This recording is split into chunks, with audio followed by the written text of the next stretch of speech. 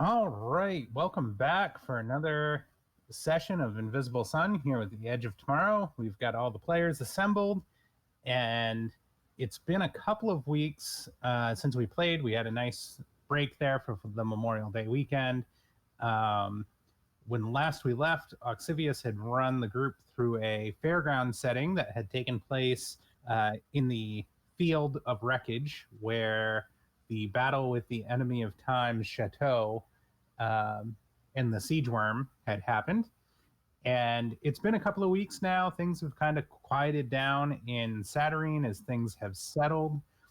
And on this particular day, um, Fartown is as a key fall has begun to happen, and keys have started raining down. And some folks are taking shelter, and others are heading out in the streets in the attempt to get their hands on a wicked key. Good thing I got my umbrella. I'm going to go ahead and pop a card out there. The Suspicious Hound to get us started.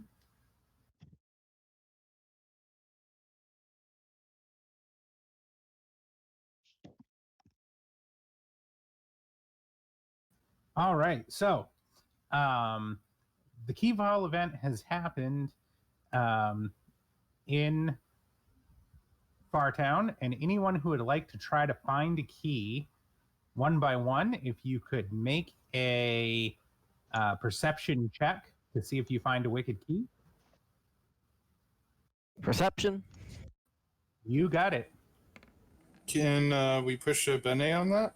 Absolutely. Let's you. Only a 2 for ASO. Would it be That's searching? a 5 for me. Yes, it would be searching. If you have searching, you can add the ranks for searching. Let's see. Oh, that's a +2 then that I could fail on. Where are my skills? No, none of those will apply. All right. That's a 5. 3 It's an plus 2. 8 for me.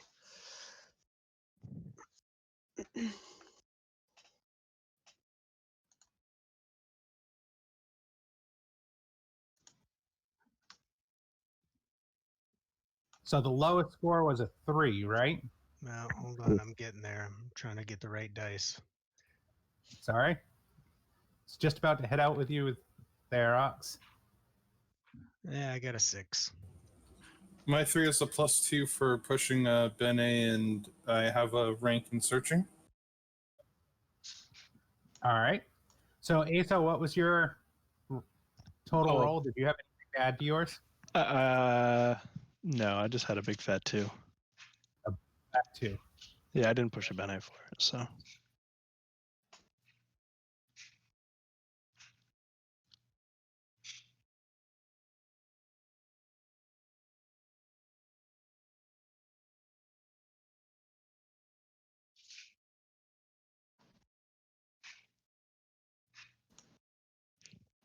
All right. And I've got keys coming right now. What's the level of your umbrella there, Aso? I believe just standard level 2. It's just a You regular. did say you use that, so why don't you go ahead and add that 2 to your 2 to make it a 4? Sounds good to me.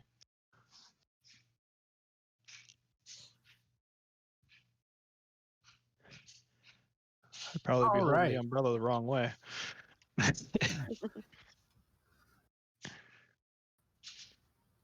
So, if your total score was less than a 5, however, I would like you to take a resist check to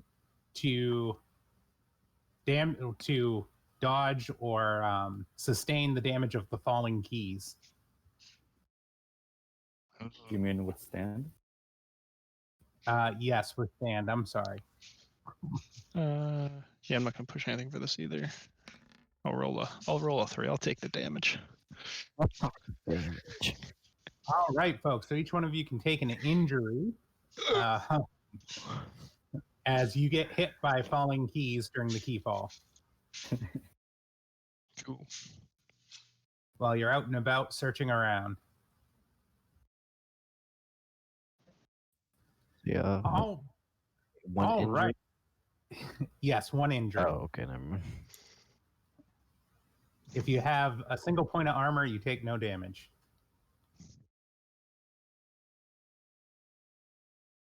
All right, so wonderful key fall event. You guys did really well, thanks to the card flip being a 0.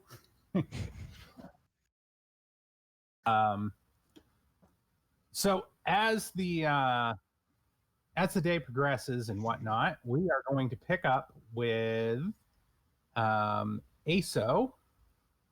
Hmm? Who ASO, as you are at your home, a thought form courier arrives with a letter stamped with the seal of the Vance. Oh, well, this will be interesting. Receive the letter, thank the thought form, give him a customary tip, and carry on to my office to open the letter. All right. Upon opening the letter, you are greeted formally as Mr. Aso Yuri, savior and rebuilder of Fartown. And you are being invited to attend a gathering in your honor at the Vance Academy by one Professor Braun, who would like to take a moment to recognize your achievements in the Hollows and the Brickhouse District, and as recent as the activities in Fartown. You are welcome to bring guests with you, and they strongly encourage you to bring any Vance friends or companions you may have. Yeah. Oh, very well. It seems I'll have to break out my nice suit. Perhaps Natalia has finished my coat at this point. Maybe I'll start there. And I'm assuming this is for like an evening affair, or? Yes, it is. Okay. So, with it being modest in the morning, I'll start by heading out to Natalia's to see if my new coat is prepared. All right. If you would be so kind, hold on one second. I'm just going to do a card flip here as you are changing scenes. The Angel. Maybe I'll run into Zogi on the way.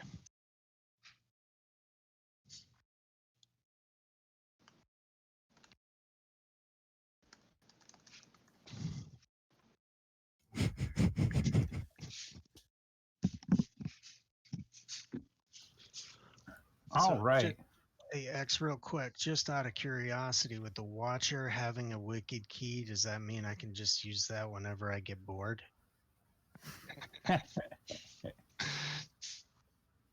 I don't know. We'll think about that one.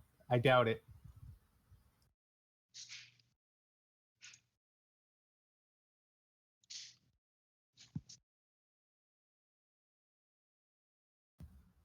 All right. We have the Angel card, which is a defender. If I am not mistaken. I am You not. are not.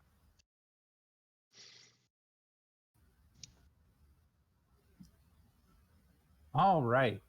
As you're walking through the streets of Fartown to head over to Natalia's place, you get struck almost with a vision, if you will. You get a sense of a divination. And you find yourself picturing a small farm hamlet that you are unfamiliar with. It sits upon a hilltop surrounded by farmlands. And there's something there that makes you feel like there's an ally there, or at the very least shelter, that you belong there for whatever reason. And this moment strikes you on your way over to Natalia's. Alrighty, I snap out of the vision as a passing cart hollers out at me to get out of the middle of the street as I'm standing there thinking about this. Stella says, "Oh, that's quite peculiar." All right. I don't recognize the location. You do not. You do not. Okay. Other than that, your trip over to Natalia's house is uneventful. And you arrive at Natalia's house on Dream Street. And Natalia, what are you doing? I'd probably be like cleaning up the yard or cleaning up the house of some sorts. But I'll see Aso and come out to greet him. Are you taking notes? Natalia, I was hoping my coat might be ready. I have an affair this evening I need to attend.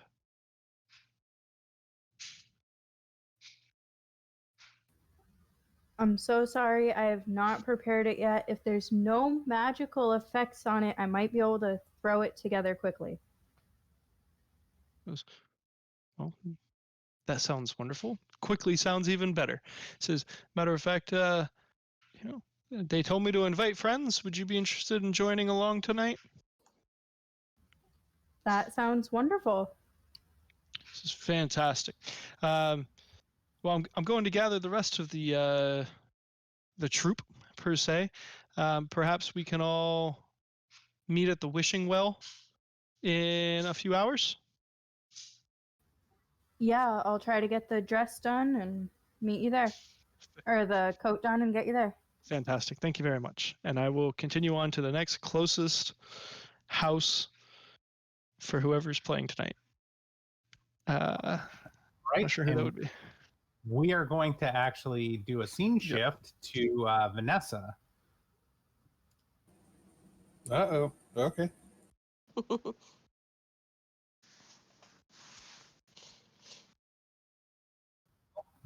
Vanessa, I was thinking about you. I accidentally dealt you the Soothta card. Do you mind dropping that on the Blue Sun? Oh. Yep.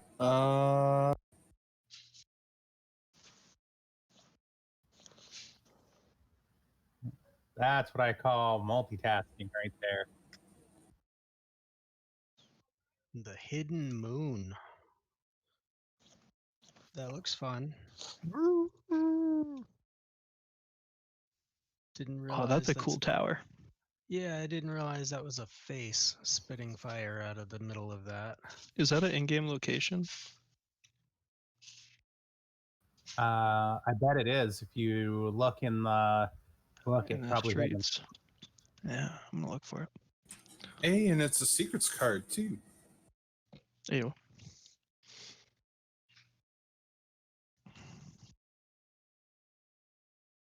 This is All one right, of those so- that gives me a negative, does it?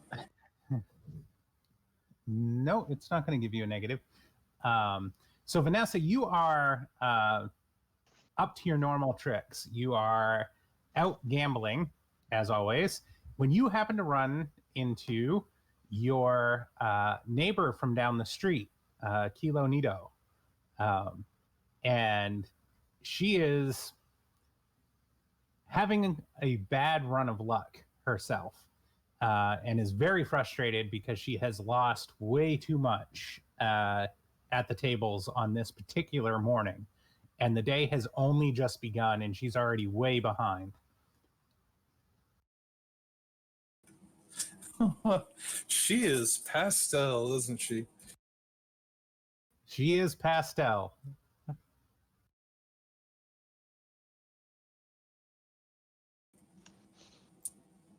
So you guys are at winners and losers in the gambling den, so to speak. And here's your neighbor friend, and she is obviously distraught and irritated. It's all you.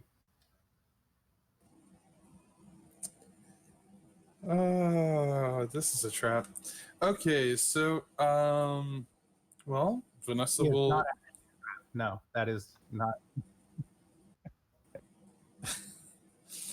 This I will just go ahead and walk on over since it's my game is done right now, and it's clear that she's in some distress, and I assume I recognize her. Absolutely. She lives down the street from you. This is one of your neighbors from Character Creation.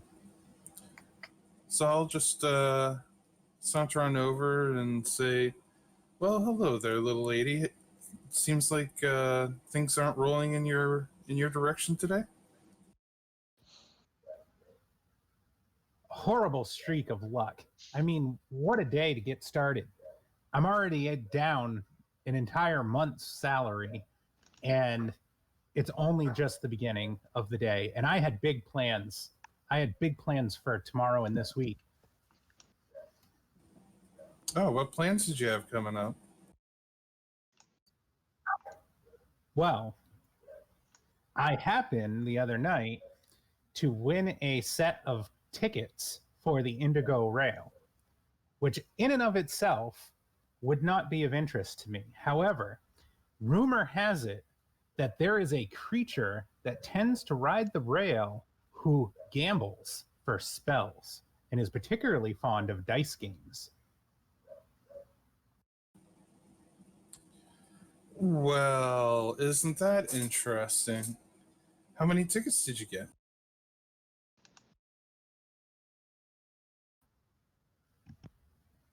I have 7 tickets. Like I said, I won them in a game of chance, and I was really hoping to go pick up some spells that I could turn around and sell. But I don't know. With my luck going the way it is, I don't feel like it's a good time. I mean, and I don't have any spells of my own to wager.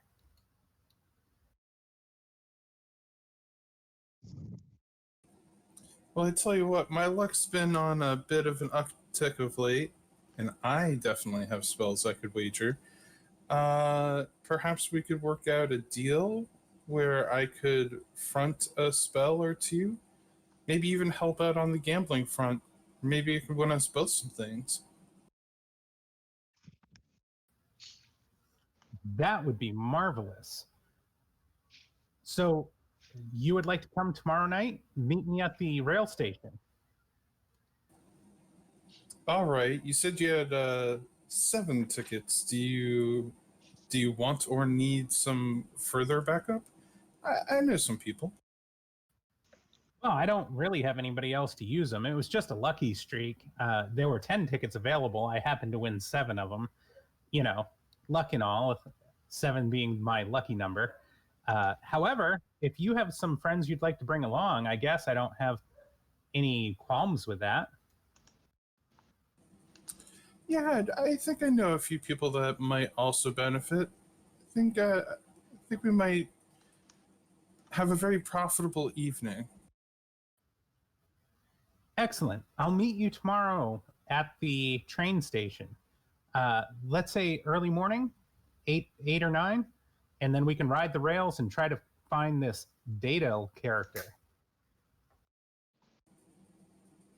All right, that sounds like a plan.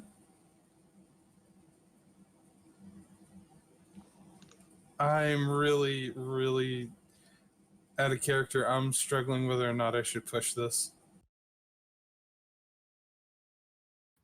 Push what?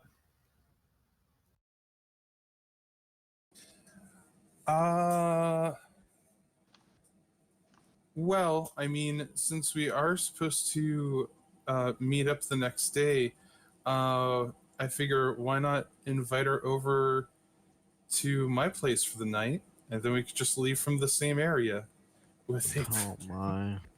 with a persuasion check Get it? Yeah, make an interaction roll. Let's see how you do. or an interaction roll. Yeah, all right, here we go. Time for some classic Vanessa failing. You have to have more faith in yourself.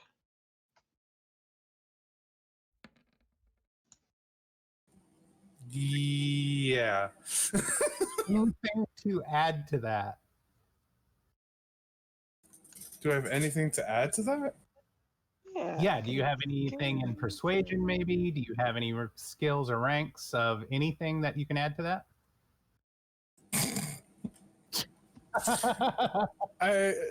Honestly, the closest thing that I have any ranks in is lying.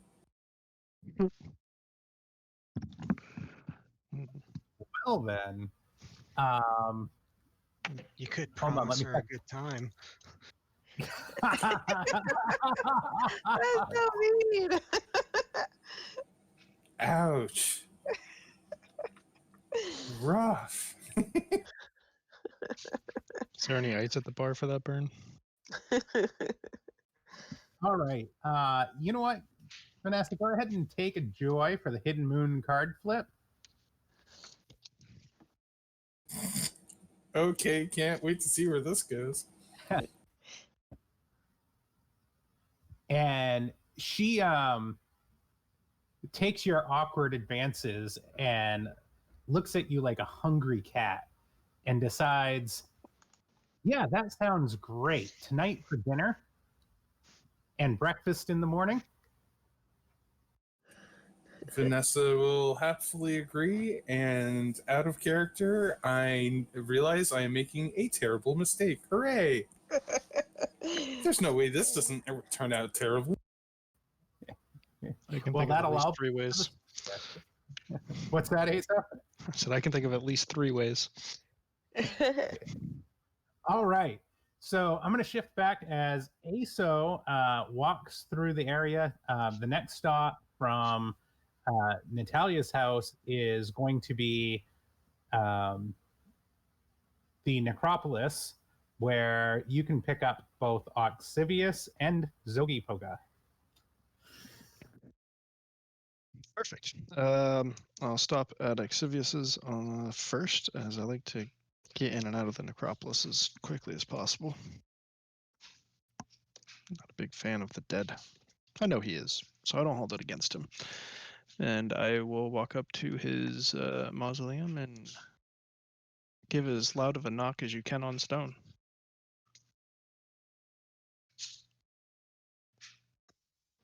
What day is it? Saturday. Ish. Yeah, in game, we'll say it's Saturday.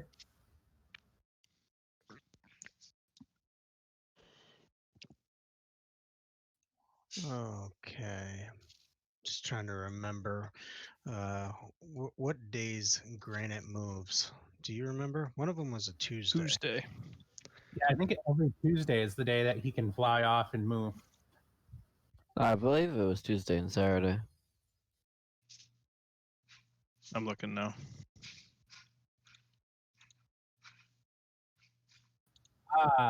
Tuesdays and Saturdays. Yep. All right, so pounding around on the door of the mausoleum, yeah, Granite is actually going to inch towards the edge of the top of it and just drop down right next to you and just sit there and stare at you. Startled from Granted, my dear boy, you scared the hell out of me. How are you doing today? And he's just going to stare. Yes, as expected. Give him a pat on the shoulder and would you mind knocking for me? I don't think I'm getting through to him. And as you're asking him to do the knocking and whatnot, he turns towards the towards the door of the mausoleum and starts whistling very, very loudly. Why? Why is he always whistle? I never understood this. Maybe Ox can explain it when he comes to the door. So hearing the whistling, Oxivius does come to the door, and the door whips open, and he like just pokes his head out, kind of whipping back and forth, left and right, looking around to see what's going on, grabs you by the shoulder, and says, "Thank you, Granite," and yanks you into the mausoleum. What is the deal with him anyway? You know, he's such a stern fellow, that Granite. He never talks and he always whistles. What's up with that? My good friend Aso, it's been a while, and Granite there, he's a watchdog of sorts. You know, You remember dear sweet Penny? Yes, I do. Yeah. Haven't seen her in a Well, while. She's gone through some changes. She's not quite feeling herself currently.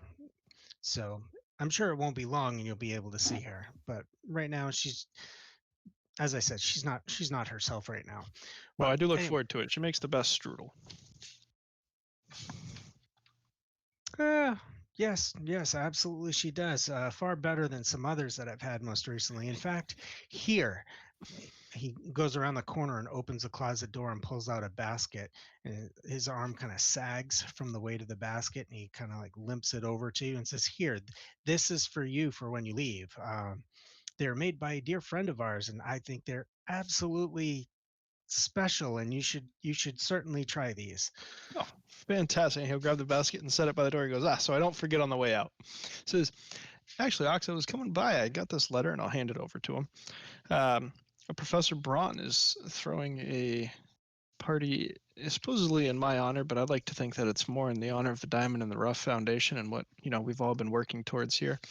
And it enlists me to invite my friends, and you were one of the first that came to mind, so I wanted to stop by and formally invite you this evening. Going out on the town to a benefit for a dear friend, I think I can make that happen. Providing Granite says it's all right and everything's all clear. Well, I did know your dad wasn't around, but I didn't know Granite had taken up that role. Well, no, you see, back to the whistling. The only time he starts whistling is if there's an indication that somebody nearby is about to die. Seems fitting for a graveyard, wouldn't you think? He's more of like a doorbell that you would find in a bakery, letting them know that there's another customer coming. Yes, absolutely quite right.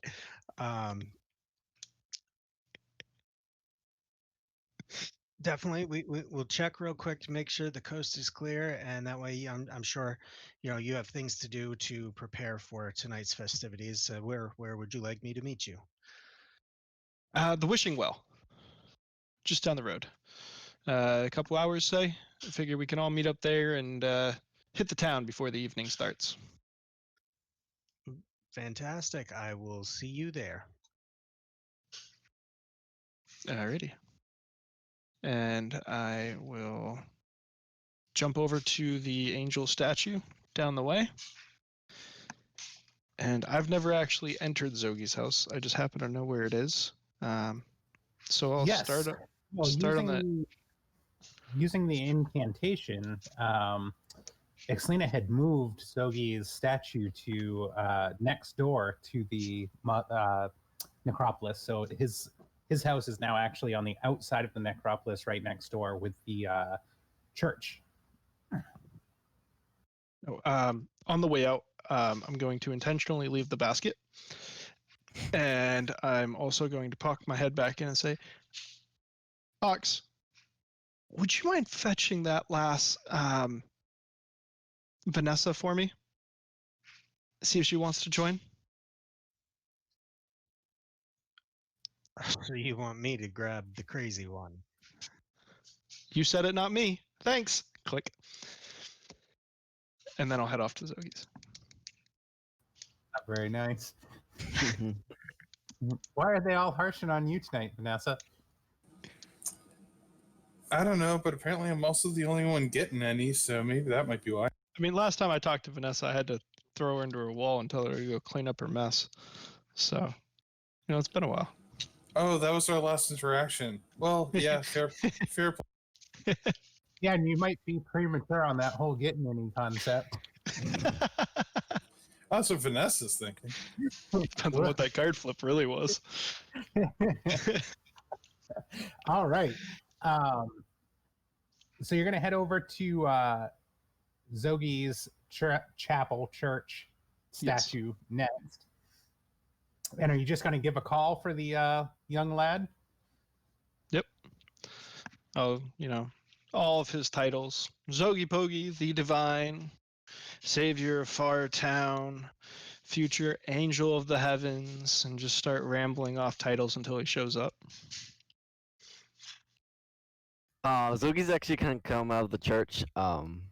He kind of has like instead of having a full suit, he has more of a shirt and a tie with his sleeves rolled up, and he's kind of using a broom and kind of getting all the dirt out and trying to really clean up the place as much as he can. Yeah, you'll find Aso's back turned just shouting off titles about Zogi to the statue. And I'm gonna be like, the Almighty Worm Slayer. There you are. How have you been, my friend? Oh, not too bad. Says, hey, check this out, and I will hand him the invitation. So apparently there's a benefit tonight, and it asked me to invite my friends, and I'd have none other than you there, at the very least. I know Oxivius is going to be there. Natalia said she's going to be there, along with my new coat. Oxivius is going to go and check on Vanessa, see if she's interested in joining, and then I was hoping you would join as well. Absolutely, I'd love to. I'm curious to see what the Vance want here. Yeah. Speaking of that, I definitely have to go visit Fen and give her a personal invite. I do have something for you though, and I am going to pull out a 1,000 crystal orb sack, and hand that to Zogi and say, "This is from the foundation for the church." I'm assuming with your intention of inquiring this, that you'll need some fundage to get it up and running to your standards. How much you say? 1,000 crystal orb. Okay. Absolutely, this is gonna be great. I think hopefully in the next few weeks I'll get this going with the current state things are at. I think it'd be ideal. Fantastic. Hey, I have to run off to the other side of town to grab Fen. I'm really happy things are going well. I don't mean to, run off, but if you could head over to the toy factory where Elias lives, and check and see if he wants to join tonight. He doesn't seem like the type that gets up too often, but he was there when you guys were at the mansion, so I'm assuming he's here for the long haul. So if you want to grab him, I'm going to go check on Fen and see if she's interested in joining, and we're all meeting at the Wishing Well shortly. Couple hours. Can I count on you? Yes, sir. Fantastic. And then I have one stop left. What? Zogi, as you turn away, go ahead and take a despair, and out of the corner of your eye, you see the silhouette of a man that is familiar to you. And for a moment, you hear a voice say, "My vengeance is coming." And as you turn to look in that direction, the specter fades away.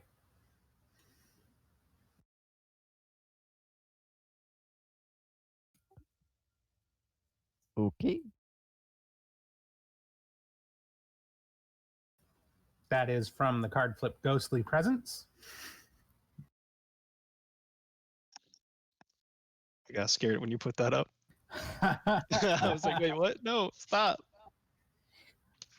All right. So you are heading over to Elias's next, or Fen's? I'm going to Fens. I had sent Zogi towards Elias, and I had sent Oxivius towards Vanessa, so we can do whichever of the three.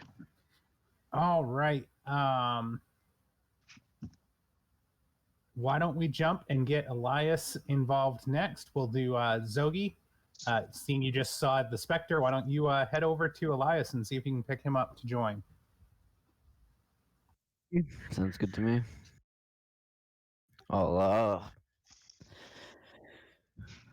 everything is like relatively walking distance. I assume like it's all like a couple blocks. So I'm gonna walk over you guys to are in Fartown. right. I'm gonna walk over to that little area, Fartown, and kind of see this big metal factory and slug on the front door, because I assume it's like a big metal factory door. Yeah, Elias is outside, balanced precariously, on Mortimer, the moving, the giant moving doll, and he's trying to paint the upper section of the front wall of the factory. And it looks like he could fall at any moment, but the front wall actually looks about halfway painted at this point. As Elias is trying to pretty up his house. Oh, Elias, nice to see you. Would you like a hand? Hey.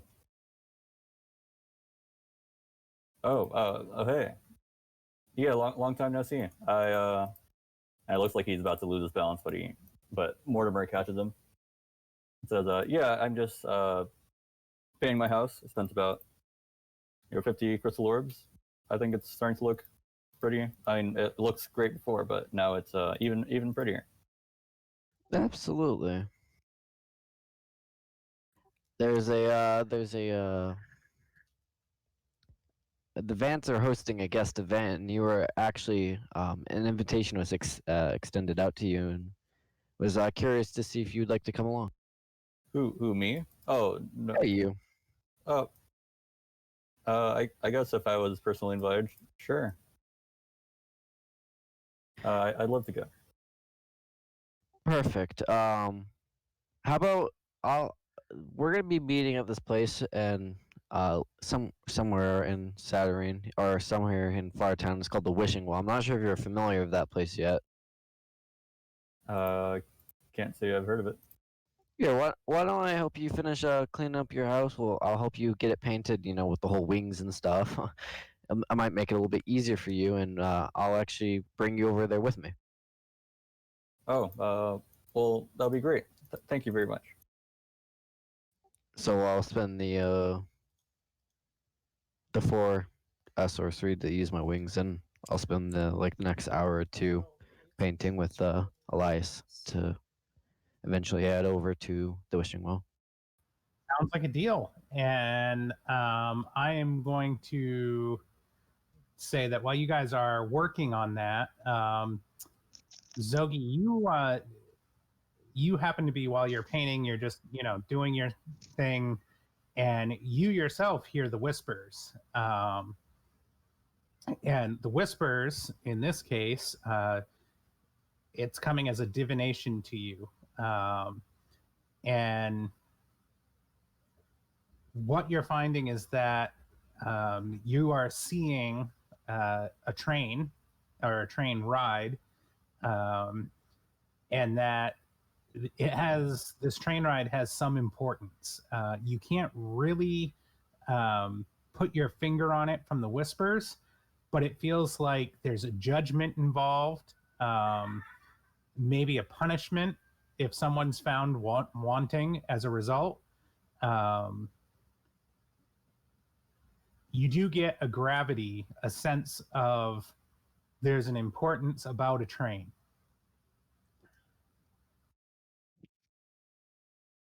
Okay. I assume Zogi's kind of flying, painting, trying to make sure it's all neat and the strokes are the same as with Elias's or whatever we're using in this case. And Zogi's eyes kind of just roll back, and the paint kind of goes limp for a second, and then almost in the same instance he snaps back to it and seems a little bit off, but continues painting. Yeah, I think that happens to you quite regularly. With the whispers. True. All right, Ox, you're gonna go pick up Vanessa. Oh, hold on. Fen hasn't had a chance to go yet. Let's do that one next. Yay! All right. I want to get invited to the party. Yeah, I'll head down to Fen's. What's the name of your house? I don't recall your Manor of your house. Ours. Manor of Ours. Oh, it's right next to the battlefield. Yep. That's right. I'll stop by the Manor of Ours and I will give a rap on the door. Hopefully she's home. She's almost always home. Yeah. So yeah, it takes a while. But finally the door opens and you see a stream of small creatures come running out the front door because I've had that grandfather clock installed in my house for a while now, and so a lot of small Every dog. creatures. And I'm like kind of like pushing them with my feet to get them out of the house. and, and I'm just like, oh, good to see you. Can you help me push these guys out? It took me a while to get them into the hallway so that I could get them all out at once. Yeah, absolutely. And I'll start fanning my umbrella, shooing the critters outside with her. So, Uh, what brings you here today? well, good news and great news. Which would you like first? You know what? We'll build up to it. We'll take the good news first.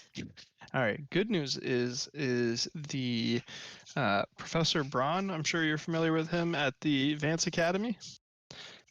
Is throwing a benefit for me and my friends, and I wanted to make sure that you personally got an invitation from me.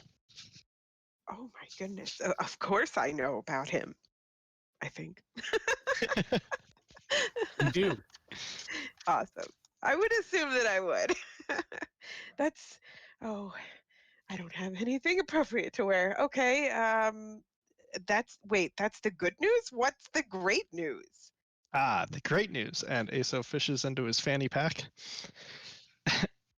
and produces a golden key with a small chain attached to the bottom of it with a open book charm attached to the end. It says, Hallows Hollow is officially open. And I will hold out the key for her. She kind of like reaches out, grabs it like really carefully. It's just like, oh my goodness. Well, I mean, that's amazing because my study has been a little preoccupied as of late. Oh, that is so amazing. I can't wait to go check it out. I would love Oh, for you to be the official purveyor of the library. I do have a thought form there working under your command, but I need somebody who's going to be able to oversee the day-to-day there, and I was hoping that would be you. she just kind of like grins and rubs their hands together like, oh, this is going to be perfect. This will definitely be amazing. That you are right. That is the great news. Oh shoot. Do you think so? I've been having a really hard time finding an appropriate hat since the unfortunate loss of my previous one, casualties of war and all. Do you know of anywhere I can get a good hat? I cannot show up at the Vance Academy for some benefit dinner without appropriate headwear. Okay. As a matter of fact, I did hear rumor of a store opening recently. What was it called there? I'm not actually saying it. What's the name of the fancy shop over by By Elias. by Elias there? Yeah, the one Yes. that A spell I can't get into. A spell to suit your needs. You know, I have heard rumors of that place, but I hear that there's some like exclusive entrance requirements. Really? Yeah, but I mean, I've been wanting to get in there and take a look at that place for a bit. What are the requirements? If I'm remembering correctly, it's like a men's only. Yeah. Which I don't understand at all. I mean, I look perfectly great in a suit, so. Well, I think if you show up in a fairly dapper suit, I think they'd be willing to accommodate. You're right. You have to dress the part, brocade. I'm just like, I should switch to the brocade. I just run into the house. It's like, close the door in your face, run inside. Fantastic. I'll see you in a couple hours at the Wishing Well. Do I know where the Wishing Well is? It's a pretty well-known spot in Fartown. Okay. Indeed it is. All right. So yeah, I should be able to find it. Sweet. All right, let's shift over to Ox and Vanessa. Ox, as you go slumming to find Vanessa. Slumming? Oh, I couldn't help myself. I'm sorry, that's not nice. Ox, where are you going to find Vanessa? Slumming. Well, I'm going to start at her house because in my head I can't imagine anybody starting gambling this early in the morning. So I'm going to go and knock on the door and just kind of stand there and just staring up at the wheel at the top of it and looking at the house. And every single time I come over here, this place just the changes that occur with the spinning of that wheel are just mind-boggling, and how anybody keeps the door straight and figuring out what's going on with this place is just absolutely amazing to me. Well, I'm not very good at it myself either.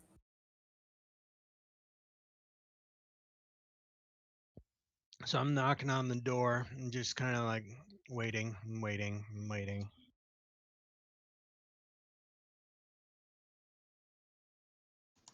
Well, apparently she's not there, so maybe it's possible that I'm wrong and she actually can be out gambling right now.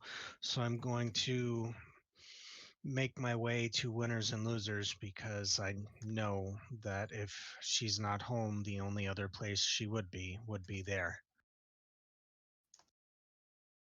All right. Make your way over to winners and losers.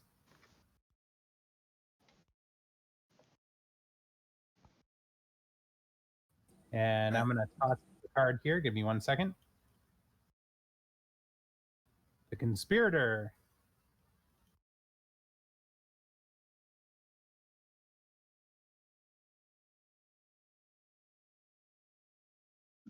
Oh, another defender. And secrets.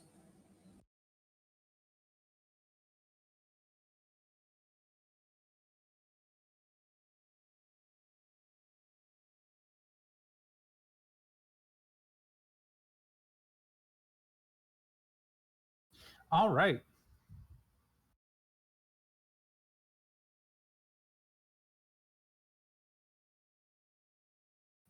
So as you enter winners and losers, you start looking around the VIP lounge, trying to spot Vanessa, and you happen to overhear a tidbit of information as you walk through. And at first, it really doesn't catch your attention. But as you make your way through the crowd, you notice more than one person seeming to be talking about the same thing. And the rumors or whispers or innuendo is that this cult, this snake cult, is growing within the Fartown and Saturnine area, and people are starting to get concerned about what their intentions are.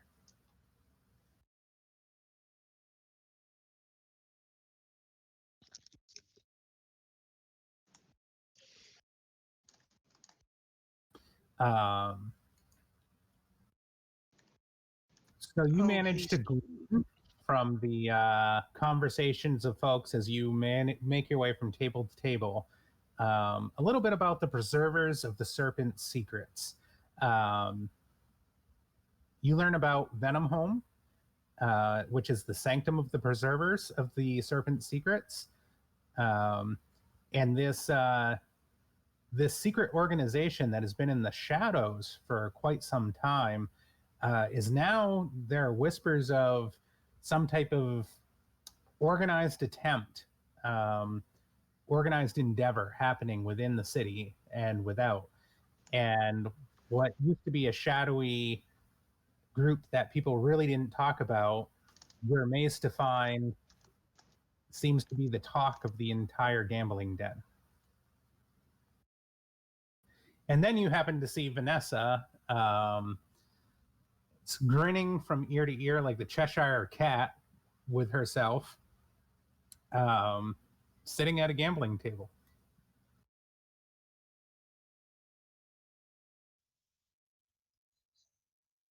You said she's sitting by herself. She's not sitting with what's her name there? What's her name there had left and agreed to meet her for dinner. Oh, okay. Kind of taking note of all the interesting little tidbits that I'm hearing as I'm walking through. I'm gonna walk up and just kind of stand just behind and to the right of Vanessa and lean forward and very, very carefully and quietly be like, it looks like you're having a good morning. Well, decent enough morning so far. Hopefully, a much better evening. But yeah, it's Wait, what time is it? Is it morning now? Long night. Well, wouldn't be the first time that I gambled until the sun came up. Well, hey, so yeah, what's up, Ox? Don't normally find you in this environment unless I'm dragging you in here. What's up? It's quite funny that you mention that because it is actually you that I'm in here for. So, ASO, you remember your good friend ASO? Yes. Has been invited to the Vance Academy. They're actually having a big old affair in honor of him and all the work that he's done, and he is inviting his friends to join and has asked me to extend the invitation to you. He's obviously got a handful of things to take care of in his efforts to get prepared for the evening, so he's asked if I could collect you if you'd be interested in joining. Ooh. And well, internally, Vanessa's thought is just, why tonight? Well, I did kind of make some plans for this evening. It would plus ones possibly be an option that you know? It's not my event. If ASA wants you to come and you need a +1 in order to make it, I'm sure it won't be a problem. Yeah, see, Besides, also, if it is a problem, it's not my problem. also true. Well, yeah, see, I may have gotten us all a ride on this interesting. I didn't quite catch what kind of traveling mechanism it was, but apparently there's going to be some people off there that we might want to talk to and or purchase or steal or gamble with. And I thought it would be great for us all to get together, but that's tomorrow night. But the person bringing that would be able to get us on is supposed to kind of be coming over my place tonight, so maybe I can convince her to come with, and we can have a double adventure. And I guess, you know, maybe she won't die, and we can actually have her come back to my place afterwards. Sounds like a fantastic idea. I mean, it could honestly work out in your benefit. You bring her, have a few drinks, might make things a little smoother on the transition home, and then, what happens under the roulette wheel stays under the roulette wheel. Oof. Also true, but oof. And yeah, then tomorrow I can fill you in on the interesting plans that I think some of us might want to go for as well. That sounds like a splendid idea. So, what we need to do is we're all going to be gathering around the wishing well. You know, the wishing well that you know what? You weren't there for that. Let me tell you about this wishing well. This thing was it was a thing. It was a thing. Somebody submitted the wrong secret, and well, some dark tentacles and whatnot came up out of the bottom of the wishing well, and that poor little girl never had a chance. Wouldn't surprise me if they're still picking little pieces of her up from everywhere. It's really, really unfortunate. But anyway, we're going to meet at the wishing well. So you grab your friend, and I'm sure it'll be fine. Grab your friend, bring her to the wishing well. Ace will be there. He's getting the whole gang, and then we should be ready to step off for what I'm sure will be an absolutely splendid evening. As long as this party goes better than the last party we went to, I think it'll go just fine. Sure. Let me get my best convincing pants on, and I'll meet you guys there. Fantastic. Look forward to seeing you. And I'm going to kind of quickly get out of this place because it is definitely not my cup of tea.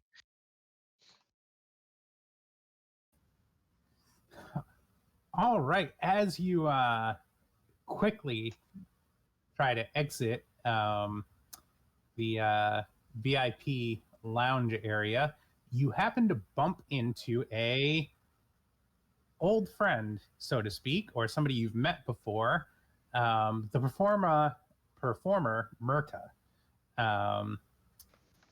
who bumps into you and recognizes you immediately and says, Oxivius Soulforge, am I correct? Yes, that would be correct. I understand from our mutual acquaintance, Risa, that you, in the shadow, used to be a beautician of sorts. In a manner of speaking, absolutely.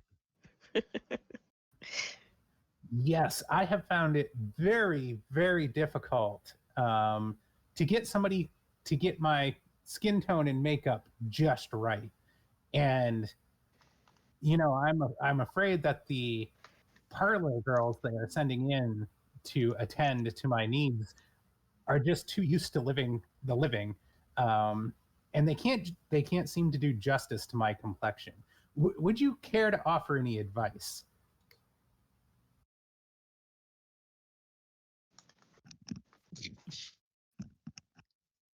Offer advice. We could spend hours with me offering advice on some of the things that you could do to continue maintaining that beautiful presence of yours.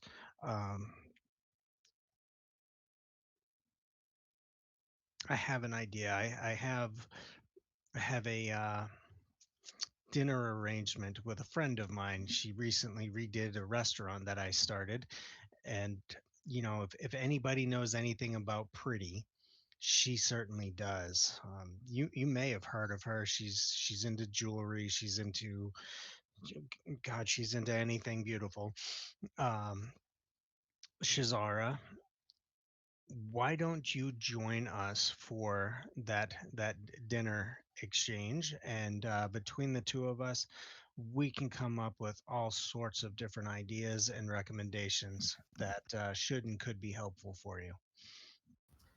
Oh, I find that would be most beneficial. I definitely would like to take you up on that offer, but by no means do I want you to think that I'm just glomming on to what you have going on. In fact, she reaches down into her pocket and she produces 2 VIP passes to Winners and Losers Cafe Lounge VIP area, and she hands them to you and she says, why don't you take these and dinner can be on me.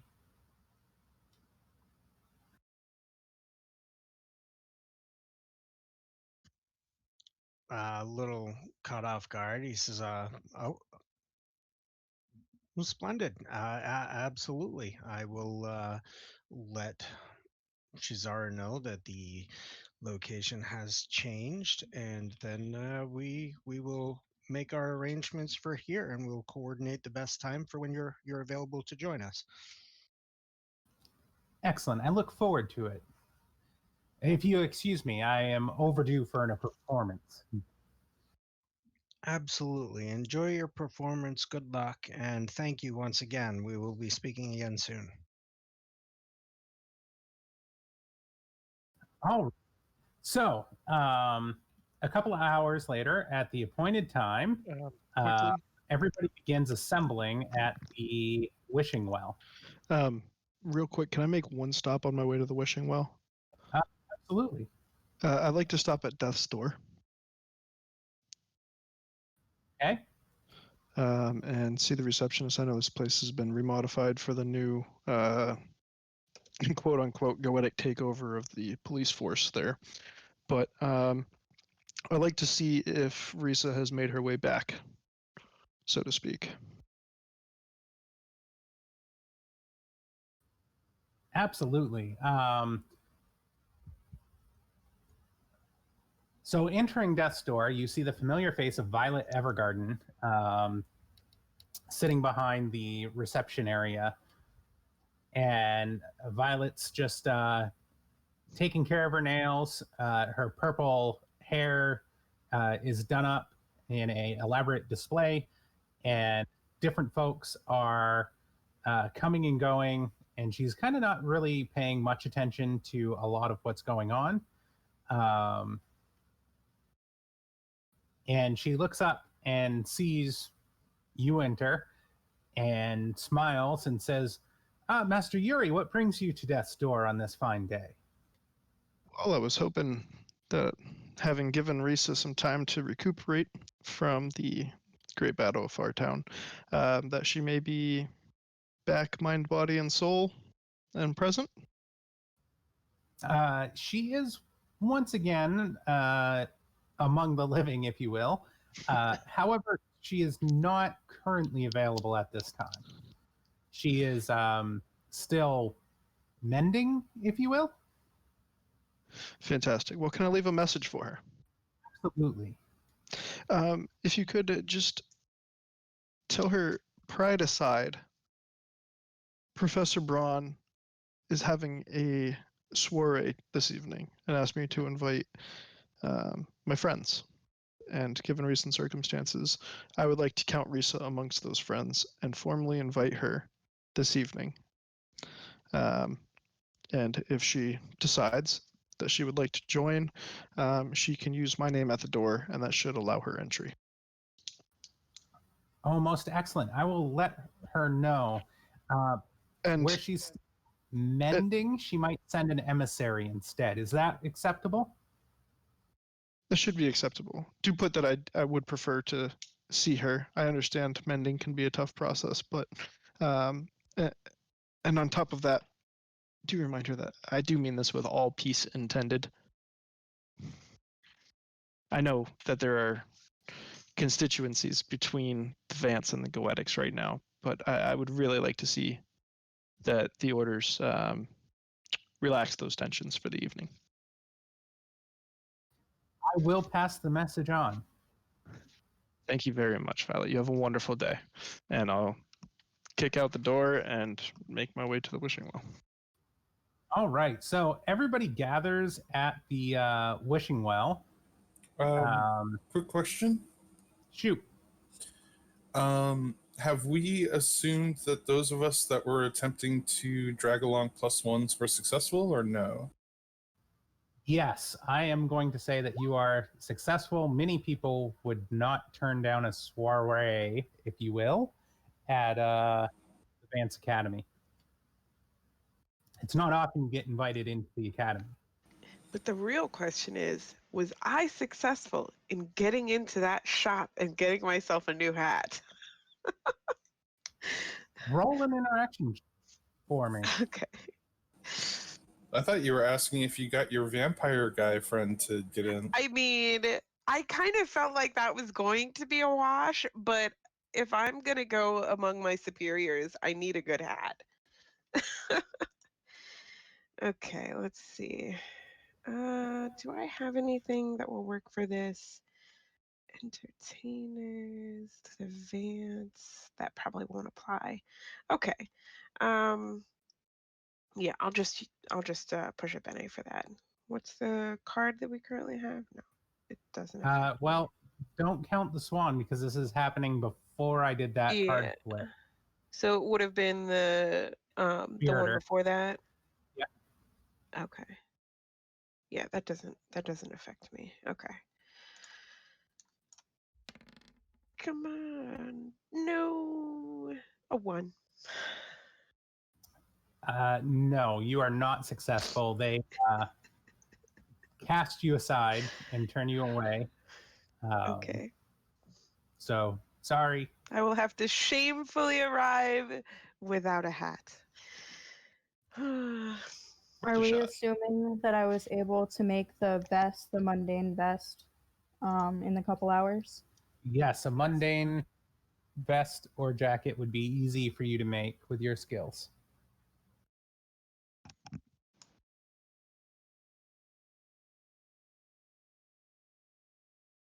All right, so everybody, and with their +1s in addition, arrive at the wishing well, and I am flipping the swan for the wishing well, which I believe is the companion, and I believe that means I'm flipping another one here.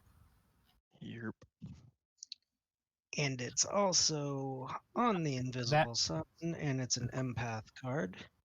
That means I'm duplicating the previously played card, not flipping another one. Companion is the previously played card. Crap, what was I think that's a +2. To that isn't a +1 to those don't match. Is that a +2 to secrets? It's a +2 to empath, and then I don't know what the new one is. No, the second one was the conspirator. If we're going with the previous card. That is That correct. was It a is gallant.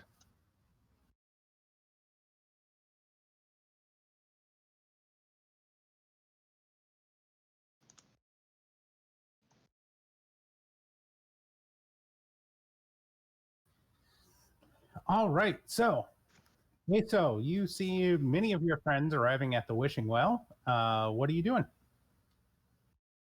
I'm actually leaned over the wishing well as they start to arrive, and talking down the well. I'm going to whisper that Professor Braun wishes me no ill will.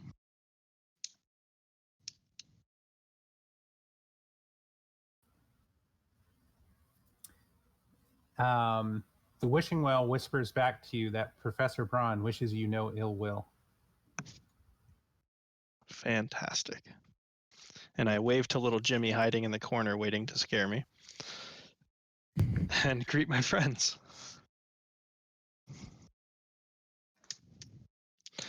Now I haven't little Jimmy since in what, 13 sessions? Yeah, the first session is the only time he really showed up on me. Mhm. You did reference him with the little girl who... I'm not sure little Jimmy is appropriate for a wide audience. Agreeable. That's why I noticed him before he could sneak up on any of us. Greeting my friends. I'll explain the well to those who don't know. Should you have a secret that you're unsure of, whether it's true or not, or a rumor that you've heard, if you whisper it to the well and it returns the rumor or secret that you fed it, it is in fact true. Interesting. I'll say, well, the other than that, though, the the party begins this evening. I didn't know if there was anything anybody had that we needed to do, or if we're just going to be hanging out and, spending some time together, as I haven't seen you all in a while.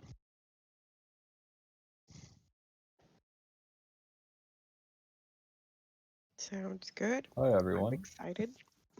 I'm here too. Not often the Vances let somebody like me in, so this will be interesting. Well, yes, they. Fortunately, the way I've seen things, the guest of honor has the final say when it comes to that sort of thing. So we'll see how that goes. If they do let you in, I will show you all of the greatest sections of the Vance Academy, especially the library.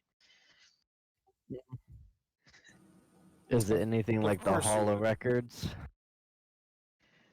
I'm not sure since I've never been inside the Hall of Records. Oh, I give that's like right. a pointed look.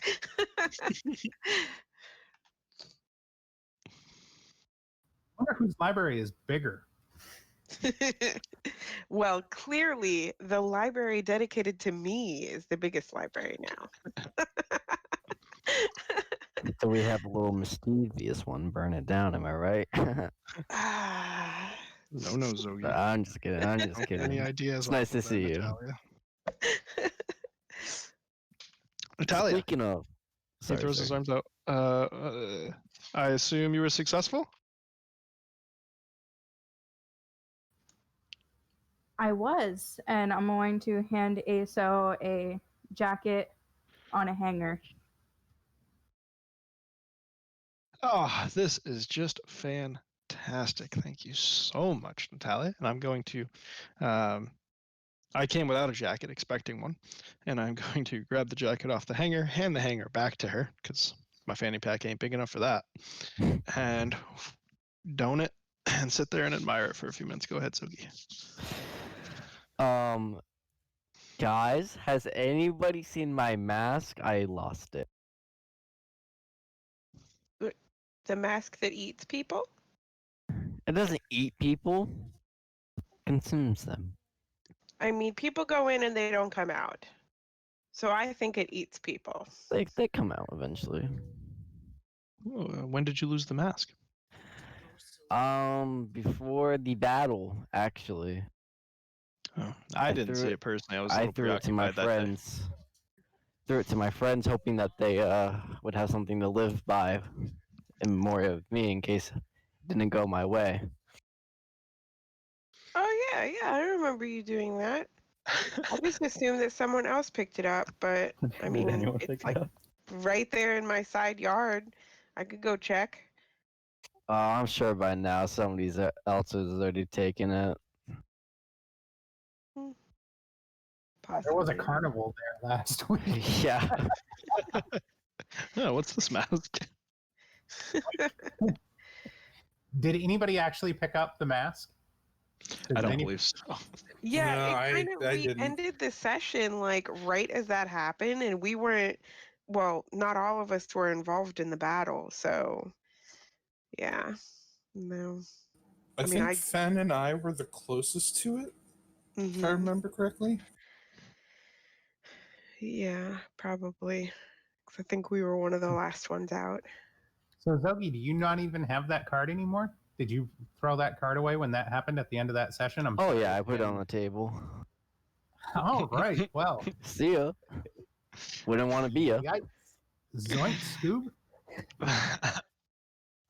Next time, I guess I just won't trust my friends. Am I right? I mean, we didn't get a chance to do anything about it. We didn't know we were going to be involved in the next part of the story.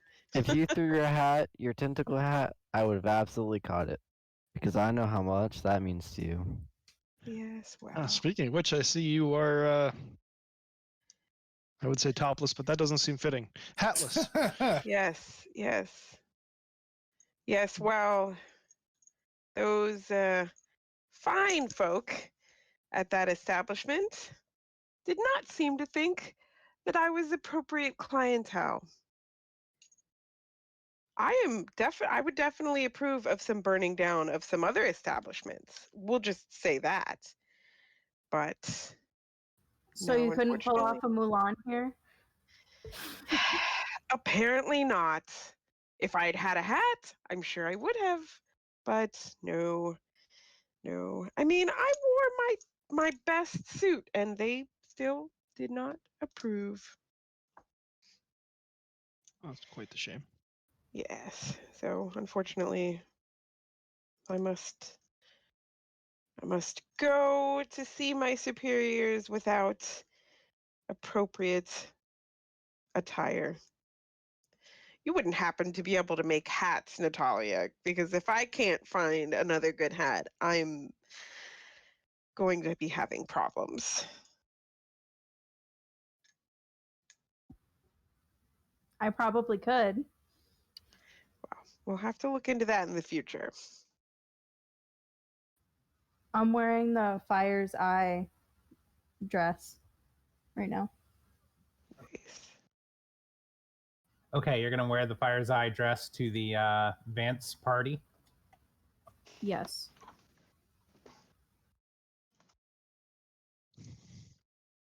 All right. Does anybody else want to do anything at the well before you guys head over to the Vance campus? I'm just standing there looking smug with a girl on my arm, so I got nothing to do. If I remember correctly, does the well give you secret back for a secret? Let me look at the entry for the well here in Scabbard.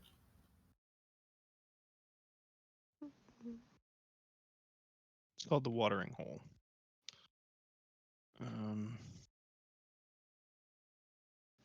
Oh, just to clarify, whose plus ones are actually here right now? Yeah, if you tell the well a true secret, it will tell you another's secret, but only once a year. I don't believe I've actually used I don't the think anyone's well used yet. that. Do I? Yes, that is true. I don't believe Zogi has used it. Can I tell the secret of Galileo, seeing that he's recently been on my mind?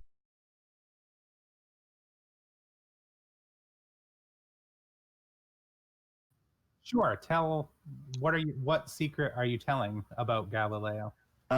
His secret soul.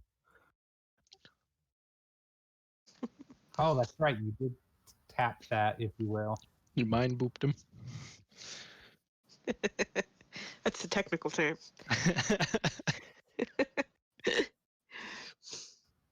Should be the name of the spell. Mind boop. Yeah. Yep. All right. And let's see. Galileo is a level 8 NPC. And so I would say that his secret soul name would be worth a level up to a level 8 secret that you can acquire with acumen. So you can trade that secret for either a house secret or a character secret that's up to level 8. Are you okay if I save that? Yep. Okay. If you could pick that out, in between sessions or whatnot. But Perfect.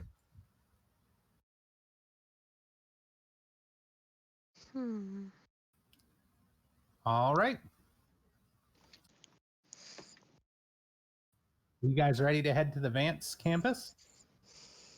Oh, I am. I think I've seen quite enough tomfoolery here. Yeah. Tomfoolery. I thought we were at haberdashery. I know, right? I wish I was at a haberdashery. Don't we have a haberdashery somewhere in here? You guys No. make a haberdashery in the Gamblers Alley there, Dyson Deal Alley. Isn't there Yes. a haberdashery? Somewhere in there is, yeah. I'll have to see if I can find what it's actually called. A den of gambling and evil and bad illegal activity. What type of market are we going to put in there? Haberdashery. Yep. Sounds about right. Checks There's the out. Razzle Criminals. Dazzle, Tinkets and Bobbits, Moby's Mementos, Bang High, hey Jimmy, and the Fiendish Scoop is what we have listed under there. I mean, criminals like good hats. And capes. Exactly. And I used to have a hat, and I also have a cape. So Maybe we'll end the night there if we have time. We'll stop by Dyson Deals on the way back. yeah. All right, so everybody heads over to the Vance campus, and um, the folks out front that usually screen out the riffraff kind of begrudgingly let everybody in, despite they would normally turn some of your party away from the Vance campus. But ASO is the guest of honor, so they let you all in, and a very excited Fen gives you guys the tour that you can't believe, Yep. mainly highlighting the library and classroom area. Yeah, like little study nooks and things. Is the library bigger? Can I make note of that? Is the library that you built bigger, or is the Vance library bigger? Either way, which one's bigger? I'm the trying to size it up. The library you built is a level 13. It would be larger than the library at the Vance campus, but it wouldn't be quite as large as the Geodetic Hall of Records. Ooh. Hey, that's fine. Bummer. I'm not trying to beat out tax records. Yikes. Elias looks around and says, sorry, was I supposed to wear something nice? I've never actually been to one of these before." And You're dressed fine. he looks down and there are paint splotches still on him. Zogi has something for that. I'll just turn to Elias and just be like, well, as long as you're not looking to impress anyone, you're perfectly fine. Oh, that's great. Oh no. It's a spunk. Ooh. But she does it like perfectly honestly. Like she's not actually trying to zing anybody. She's just like, yeah, I mean, if you don't want to impress anybody, then there's no worry. Oh, good. I'm relieved. You guys eventually make your way to an assembly hall where people are starting to gather, and they have food put out, and it's just a general opportunity to mingle. And as you guys kind of start to blend into the crowd, Ben, you happen to see across the hall from the assembly room a professor still working vigorously in the classroom. She's got a book opened on her desk as she is writing with magical chalk on a blackboard behind her, vigorously just working away. And she seems to be the only person that's still like super focused on her classroom work at this point in time. Okay. Do I recognize her? You know from your time at the academy that it is Professor Valentine. She is a magus, which is a rank 5. Whew. That is up there. All right. Do I know her topic of study? Her topic of study is specifically spell crafting and long form ritualistic magic. She doesn't really distinguish between favored spell types or colors, as she sees each spell as a component of a greater equation of magic. A lot of people whisper that while she teaches mini classes and whatnot, she's really working on a secret project in the background that is essential to her personal research, and that is what she is obsessed and driven by. Ooh. Yeah, I will definitely like politely knock on the door and just be like, Professor Valentine, hello.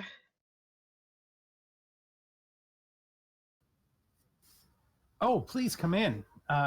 Yes, I'm sorry. Did we have an appointment? I am so sorry. I got caught up in my work here, and so many young Vance just waiting, trying to get ahead in the order. Sometimes I overlook things. Oh, no, don't worry. We did not have an appointment, but I saw you working in here, and I'm here for the benefit that's going on, and I just thought I would take advantage of the opportunity. I see you're working on something good. Oh, indeed. You're a member of the Vance showing up for this paltry weaver affair they have going on, an attempt to appease the weavers and restore some peace and balance. I mean, I understand we need peace in Saturnine and we need that type of stuff, but really, did they have to distract all of us higher educated folk with such a soiree at this time? They couldn't have chosen another venue. That's true, but honestly, it's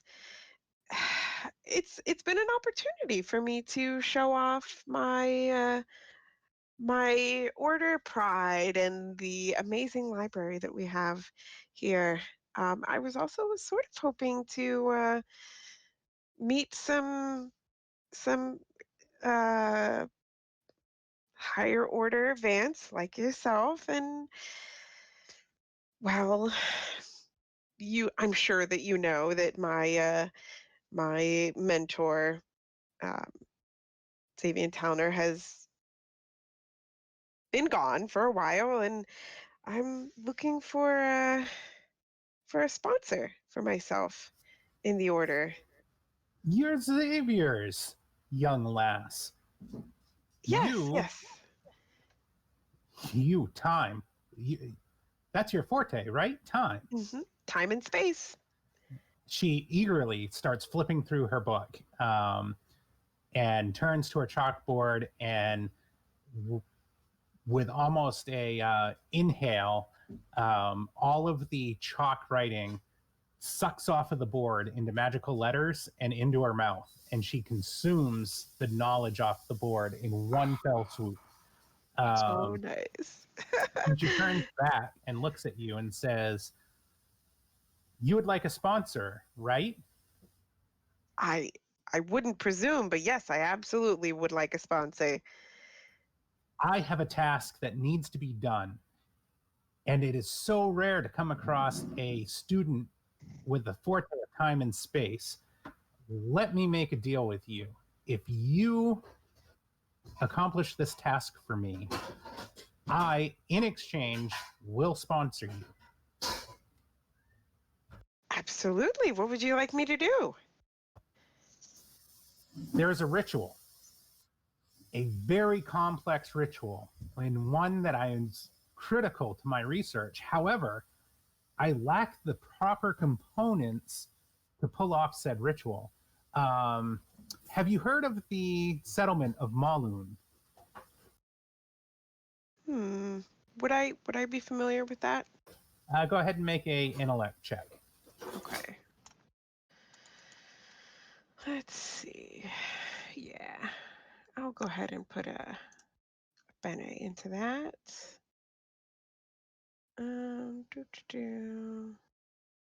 Okay. 7. All right. You are familiar with Maloon. Not much about the people who live there. It is a small city here in the Indigo, and it was built around a powerful magical site called the Cradle, which is sought for rituals and summonings by a variety of Islay. Ooh. Okay. Yeah, I'll say, oh yes, I'm familiar with Maloon. It's a perfect place for rituals. Excellent. Then I don't need to explain the value of the cradle, only the ritual that needs to happen. You see, according to my research, a long time ago, Time took a bride, the widow of Time, if you so believe in such things. She is long faded from this world into the next, and somewhere in the pale, the widow of Time dwells.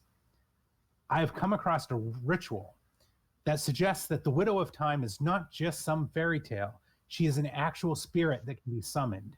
However, the ritual requires 2 geotics in order to accomplish the summoning, and it also requires a person who has the time and space forte. We may be in luck.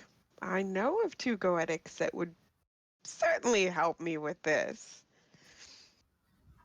This is most excellent, and what an amazing turn of events.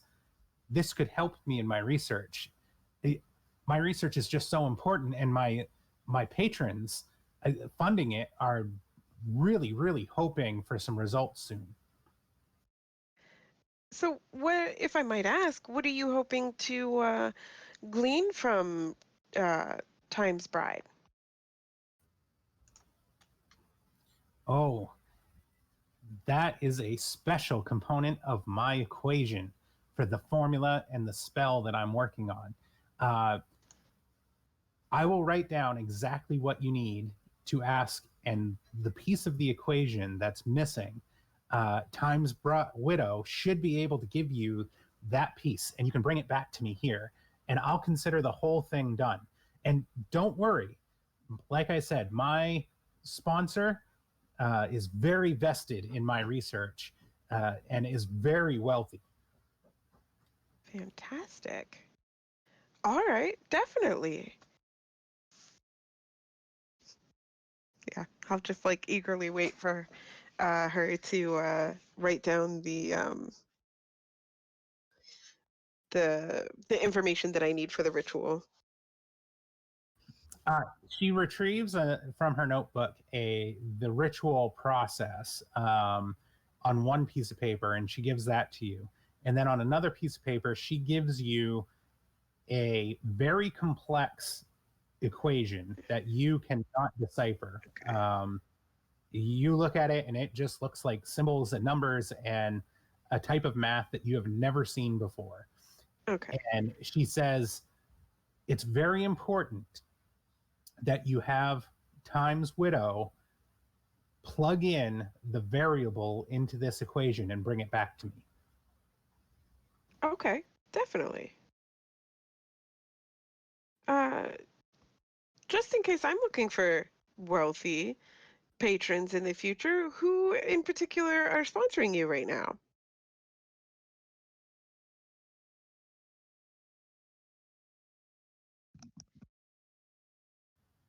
Well, normally I don't like to talk about such things, but you are going to play a pivotal role in the creation of this equation. So I think it's only fair for you to know who's funding this project.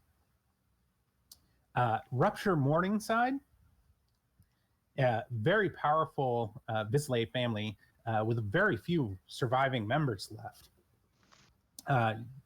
You may have heard of her before. She's a high-ranking member of the merchant class, has a veritable treasure trove of funding, and she is very interested in my research and project. Okay, fantastic. Well, I will get right on that for you, and I will let you know as soon as it is completed. All And I'll right. just kind of like make like an elaborate bow that's slightly awkward because I normally use my hat, and just say, and it is a pleasure working for you, and thank you so much for the offer of sponsorship. Oh, you have no idea how helpful this will be. And one of Xavier's students, Xavier's a long-time friend of mine. Our research didn't have any parallels, of course, but many and many hours were spent in the library on our way up through the ranks of the Vance. So I consider this to be a gift to a long lost friend to be able to sponsor you. And the fact that you are just happen to be the person, this type of coincidence only happens in Saturn. Of course. I mean, I am a work master. I'm always at the right place at the right time. And then I'll just kind of like walk out, kind of like smug, like, oh, that was a perfect line. Very nice. Meanwhile, the rest of the group that proceeded in is welcomed by a very studious looking Professor Braun.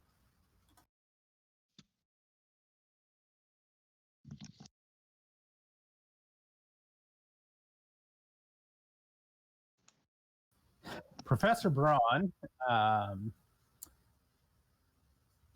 ushers the entire group, save for Fen, who happens to be in the classroom across the way, ushers you all to the corner of the room and eagerly extends a hand to Aso and says, Mr. Yuri, I thank you for responding to my letter and coming and with so many of your friends. I've heard so much about your organization and what you've done for the neighborhoods.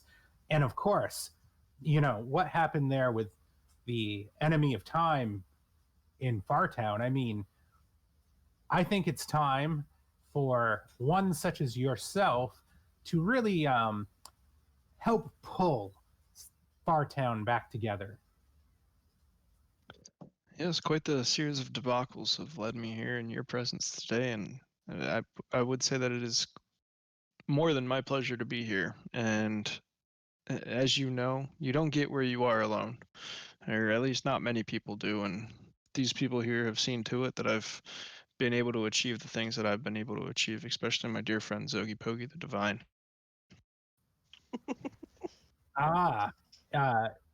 Mr. Zogi, I've heard things. Well, I'm sure they're both in good and bad, am I right? And I reach out for a handshake. Yes, varied at best, but I can't express our gratitude enough for what you did with the siege worm there. Very impressive work. That is not something that you have to be thanking me for. It was the liking and working of my patron here. She's really helped me through a lot, but also what's best for the for Fartown here. As I'm aware, or as you may be aware, you know, we are gathered here today to really talk about, you know, the achievements and some of the great things that your organization has done for Saturnine over these last year or so. And really, your notoriety is spreading, Mr. Yuri. First with what you've done in the Hollows, and then setting up your foundation in the Brickhouse District, and then fighting the demons and the siege worm in Fartown. And oddly enough, Death's Door came to your aid. Yes, many of my compatriots have mutual friends and enemies with the leader of Death's Door, Risa Ragu, but she has, as far as I'm aware, never done me wrong. And, you know, it was sheer happenstance that they were there to assist and compete against our enemies on the battlefield. I was very happy to see an allied face outside of our order. You may have also noticed that the Writhed Web made an appearance as well. Yes, indeed, I did hear of such a thing. And I must express my deepest regrets that our own order was not quick to respond in Fartown's time of need. Oh, However, no apologies necessary. I assume that you guys were quite busy with other matters. Indeed, matters most important. However, one of the things that I would like to talk to you about is the collective nature of the Weavers. You're a third degree, am I correct? Yes, I'm currently working my studies on my fourth degree. Yes, of the Writhed Web. And, you know, there's the thing about Weavers is that they're so Speak carefully. Yes. No offense intended. Merely that the collection of cells lacks the organizational structure that you see from the Vance and the Geotics and the Makers. Do you understand what I'm saying?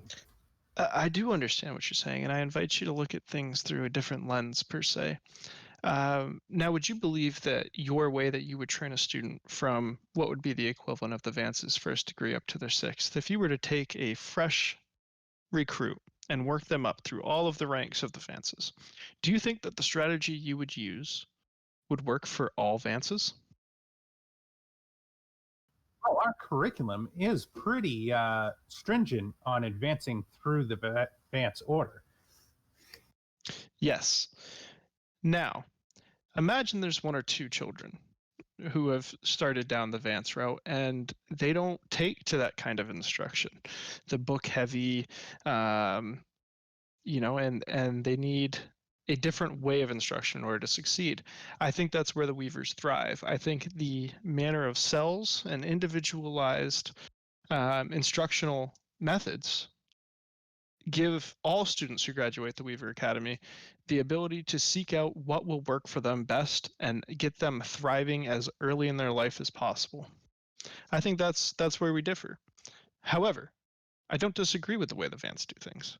I think having that strict policy is a necessity in the world. People who are going down the Vance path have access to powers far beyond what other orders can imagine, and having those guidelines in place is beneficial for the students. I don't think there's a here nor there when it comes to which way is the proper way. I think we all do things in our own way.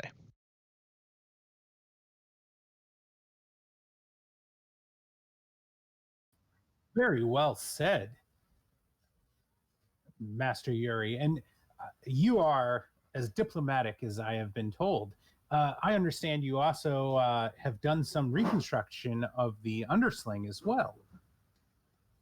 Yes, that was quite unfortunate. I give a side glance to Natalia. An ally of mine had a moment of weakness down there and caused some damage, and I saw to it that things were rectified. I don't like dark stains on my reputation, you see. I went down there, and yes, I did. First time I've been down there, actually, I went down there and I saw the issues that were being had with the supports and things. Jeez, the undersling was one earthquake away from going under, and now I suppose they could withstand at least two. Well, you do have a most impressive accomplishment for bringing change to Saturn. And it makes me curious, Mr. Yuri, in all of this change, do you not see or respect the historical order of things? You enlighten me. Well, as we were just discussing with the Weavers, there may be tangible benefits to an organization such as the Weavers forming some official type of hierarchy. However, as you so eloquently put, your traditions and your steeped history in the way that you do things is almost a culture amongst the Weavers. And that's what makes you unique and special. And so that type of thing should be maintained, almost nurtured, if you will, protected. I do believe that there's always room for change. As with any organization, the hierarchy fluctuates. That is any progressive organization.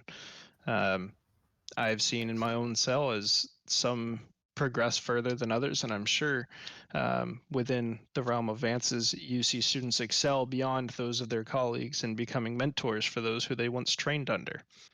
There is always change going both ways. It's a balance, a delicate balance, but a balance nonetheless. One I intend to enjoy toying with. A balance. That is such a good word. A balance. See, we are very appreciative for everything that your group has done here in Saturn over the last year. And we have invited you here to actually bestow a very courageous honor from the Vance amongst you for all of your work for change in the community. But as you said, a balance must be maintained. And as such, we'd like to talk to you about your most recent venture, if you will, in the Hollows, this election that you are planning. Well, now, as I am sure you are aware, rumors run amok in Saturn, and apparently you found yourself on one end of the rumors. But go ahead, let me hear your thoughts.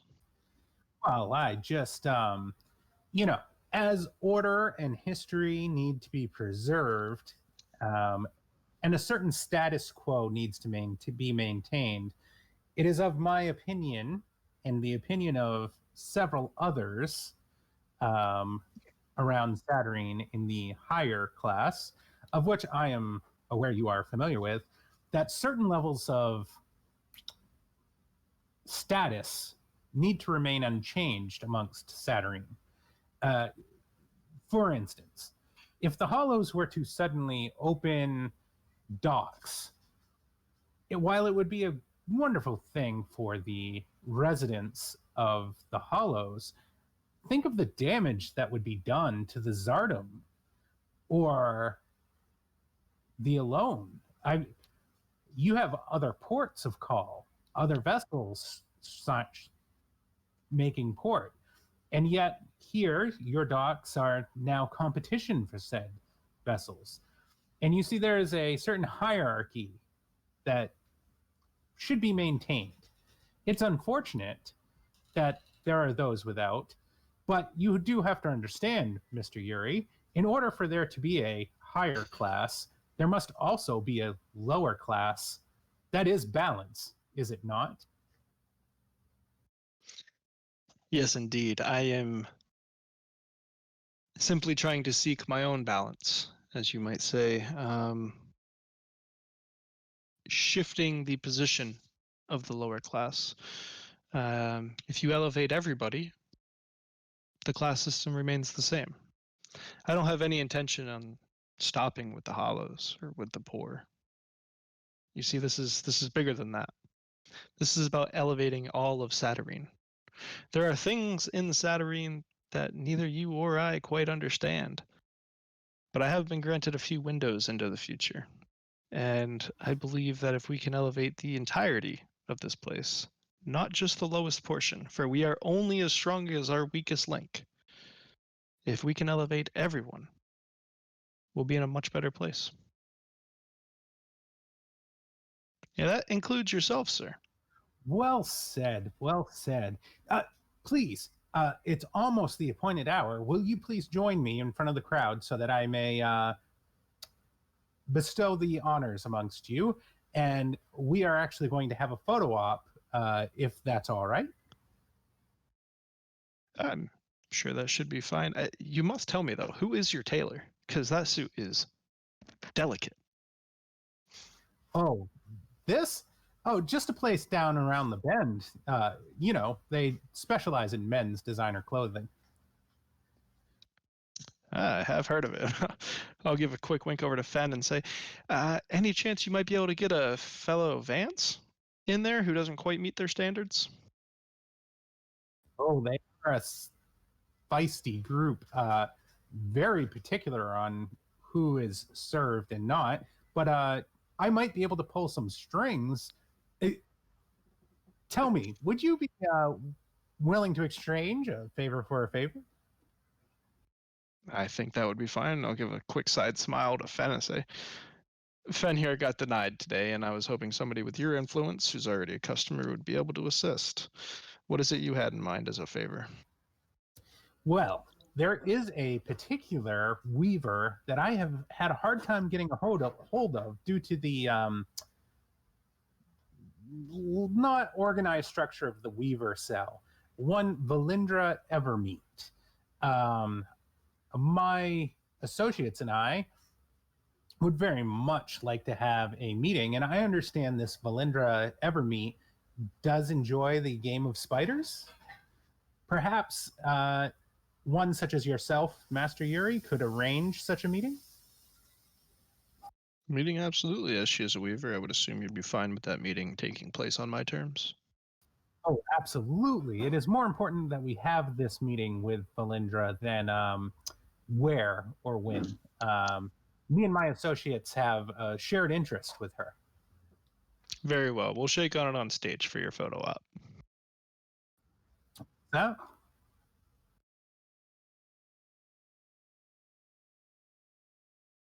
Nope, you cut out. What was that? What did you say, Oh. so? I said, very well, we'll shake on it on stage for your photo op. Excellent. And with that, the appointed time comes, and he turns away from you and raises his arms and speaks to the crowd, and a host of Vance folks come to attention, and he proposes a toast to Aso Yuri and the Diamond in the Rough Foundation for all the good work they've done around Saturnine, and gives a long-winded speech about uplifting the poor and all the boats of the hollows, and how we all rise with the rising tide, and how the Vance would like to take a moment to recognize your contributions to society as a whole. And as such, he bestows upon you a seal of appreciation from the Palisade. And it's a little like seal with an eye in it. And as a token of our thanks, we recognize the tremendous service that you have done for Saturnine. And everybody claps, and there's folks with cameras taking photos and whatnot.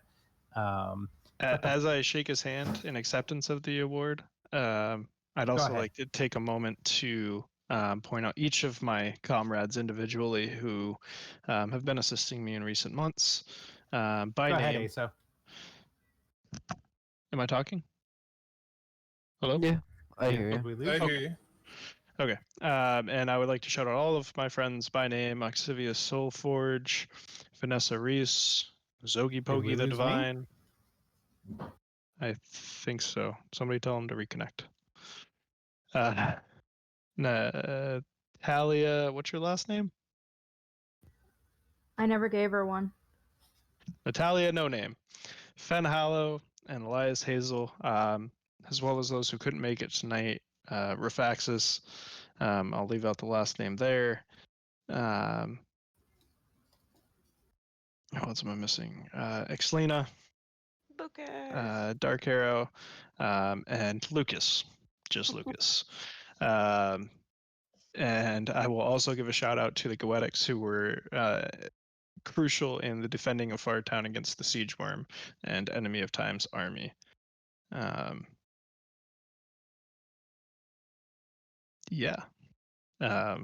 be my acceptance speech. Short and sweet.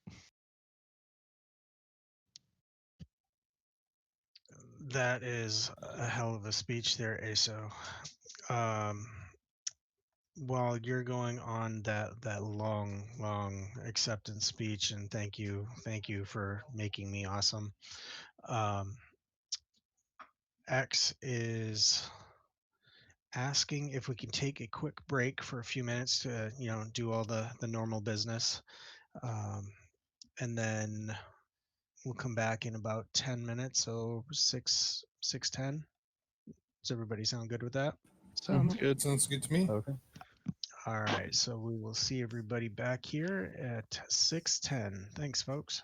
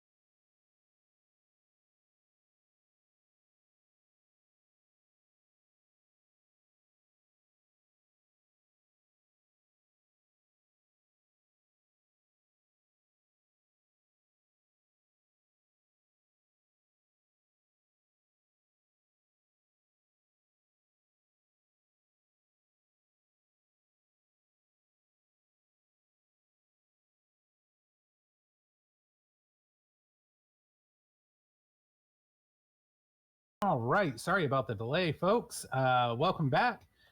So Aso had just given his acceptance speech of his little award from the Vance there, and the crowd's kind of going back to mingling.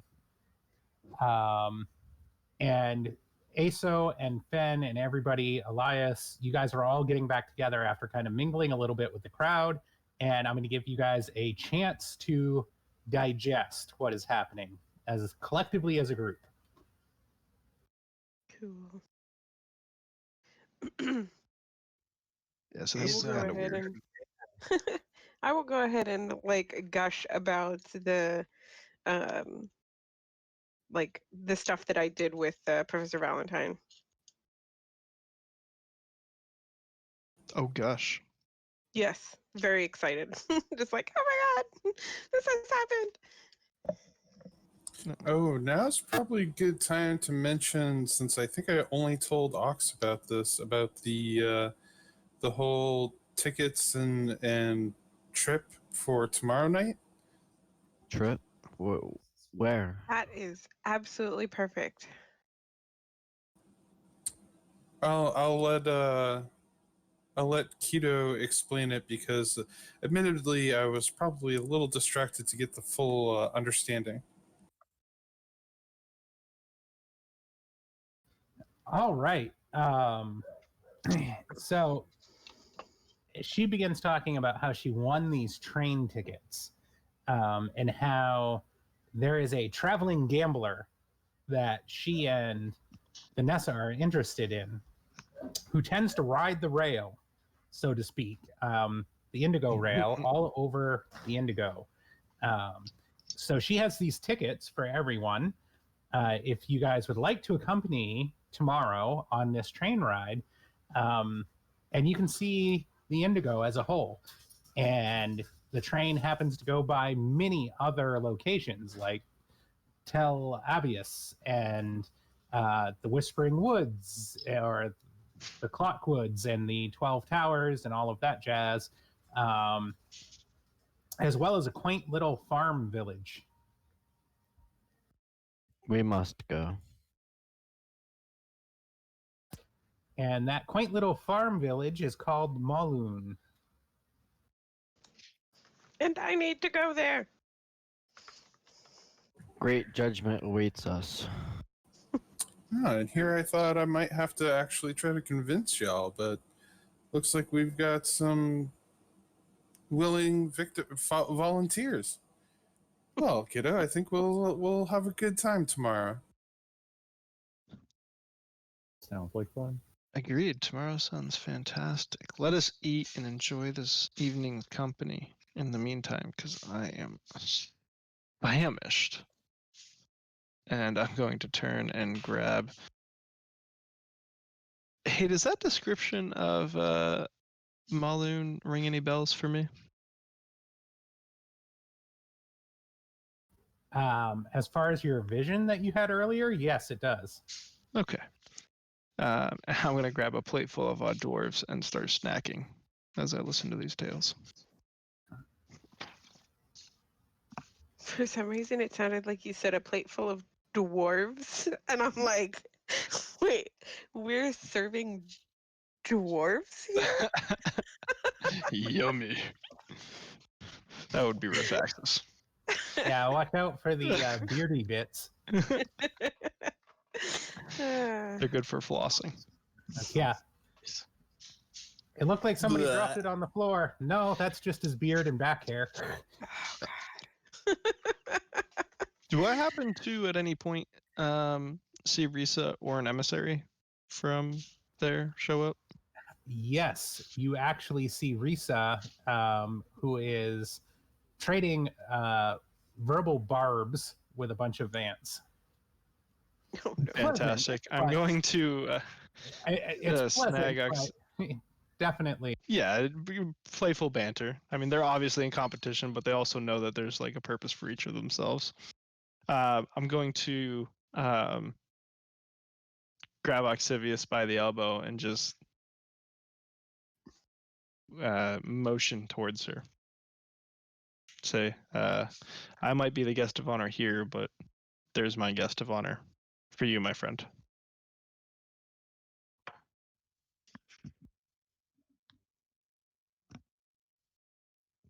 You're talking, but we can't hear you. Ox. I was Oh. just getting ready to say something. I had to stop because I don't think it was good. Okay. Yeah, I bit my tongue for a second there. So I'm going to gladly follow along with you as we make our way over to Risa. All right, I'll pull her quickly, butt into her conversation. Risa, I am so glad you can make it. It will be on that field with you. Octavius here was worried sick about you, and I've just noticed that my plate is empty. Excuse me, I'll grab some for the lot of us, and I'll turn and leave Octavius there as I go to get more. I'm going to go ahead and drop a sooth guard.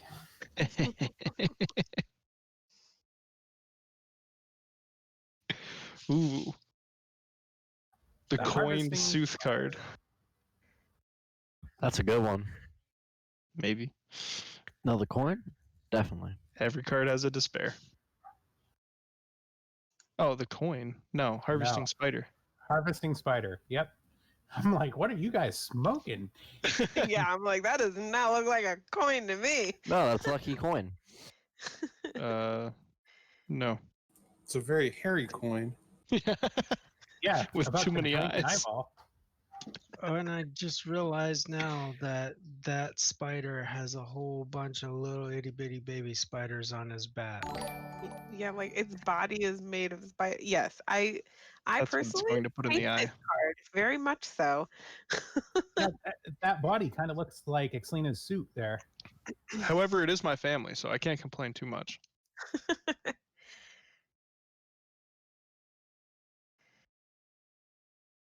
All right. What a card flip.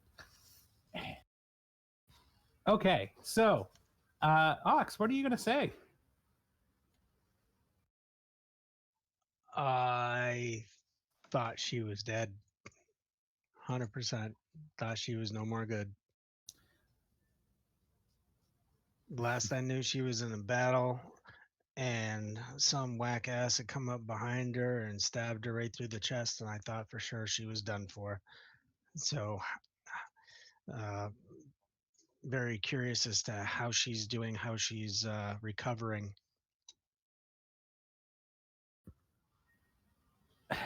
Oxivius, as a master of the Pale, death is only a temporary stage of transition. Although my wounds have not fully healed, perhaps another night out and we can reminisce, and I'll show you my scars. A new hole. Oh no.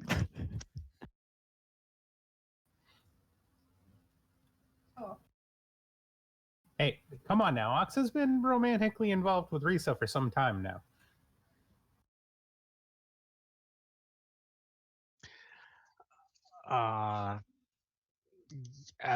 Absolutely. It's been quite some time since we've had an opportunity to get together, and I think that would be fantastic.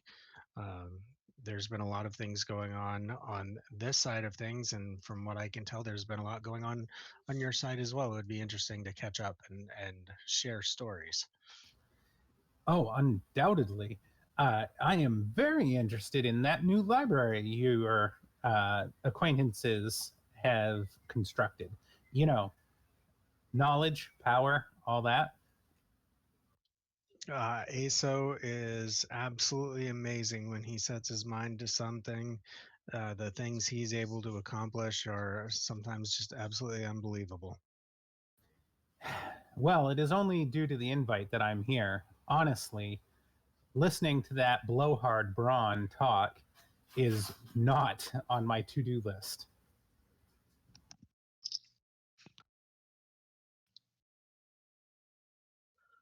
He certainly did have a lot to say, and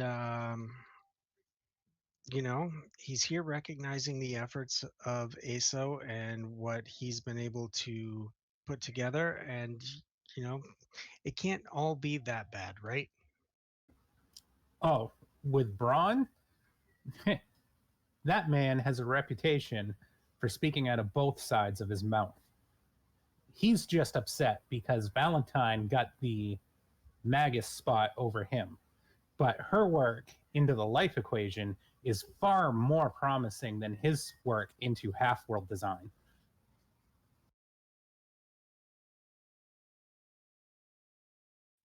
Valentine? Who's Valentine? Oh, Professor Valentine. She is the talk of the Vance entourage, if you will.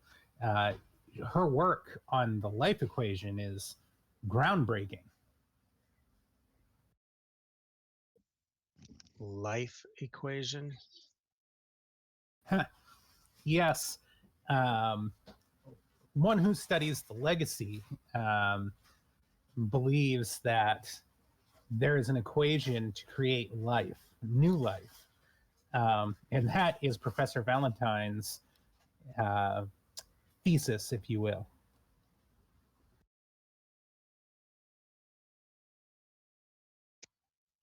Oh. What? Vanessa has expressed some interest in the legacy of things. This should perhaps be very interesting to get Vanessa involved in this and see what kind of interesting thing comes out of there. And that Dollard of a summoner that you travel around with, no doubt, would also be interested in the legacy. Zoe kind of like half smiles and waves. Hi, Ox. From across the room. Oh, Yeah. Zog, you mean the savior of Fartown, The Slayer of Worms, the divine. the siege worm slayer, the divine one. Yeah, he would absolutely be interested in that as well. Yes, I am sure. Wherever that one goes, you are sure to find an angel feather up his ass, at least.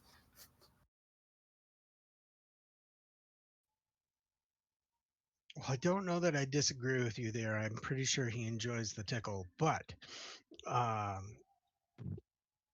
tonight's supposed to be a night of coming together and not necessarily harboring those same ill feelings that we've always had for each other in the past. Obviously, not between you and I, but between us and others.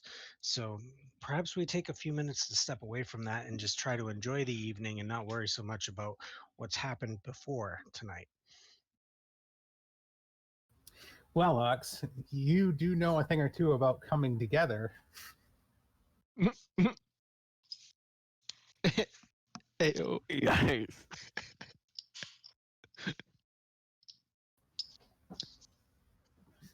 Oh.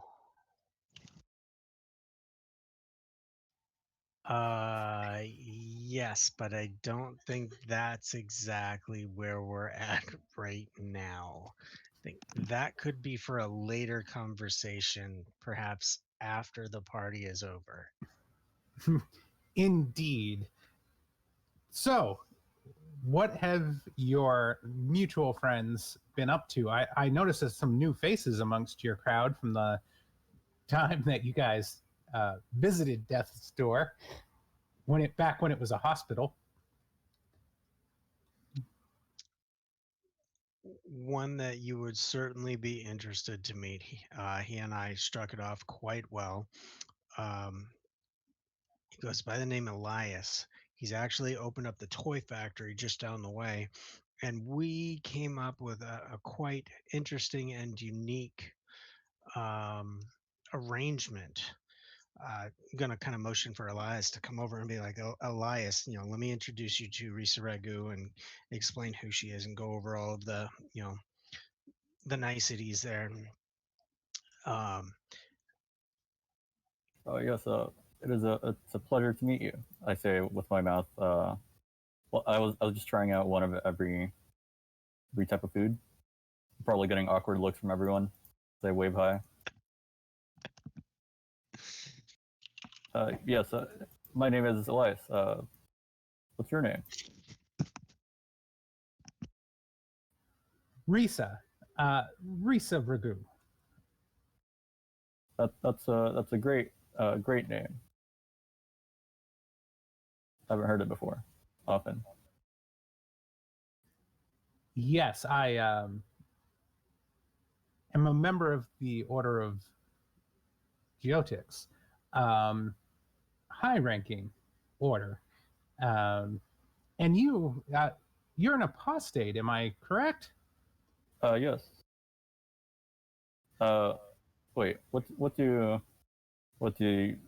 you do in your order? Wait, are you the one that where you call call up some friends and they come over? Yeah. The one with the circles. Oh yes, I've always looked up to you guys. Yes, I call to many friends from the beyond to assist in my endeavors. That sounds amazing. I have a few friends too who live with me. But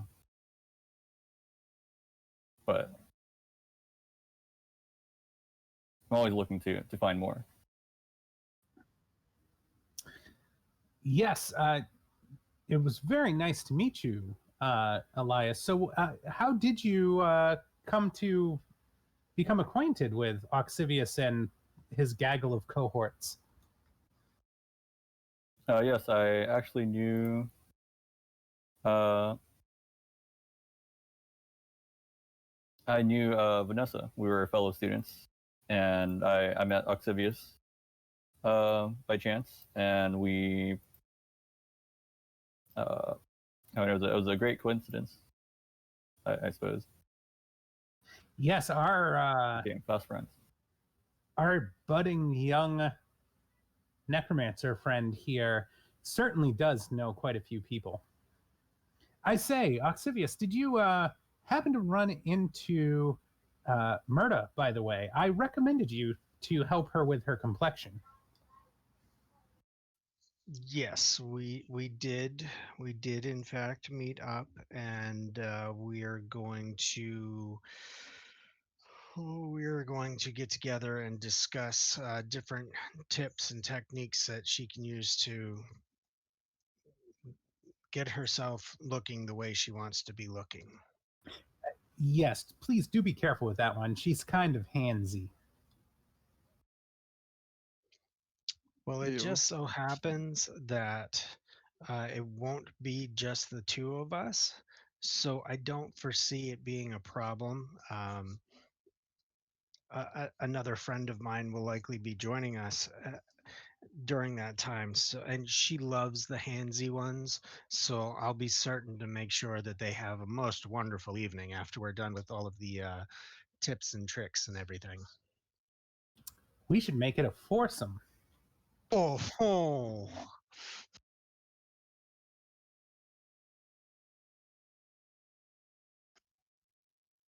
You know, I really don't think I'm up to that.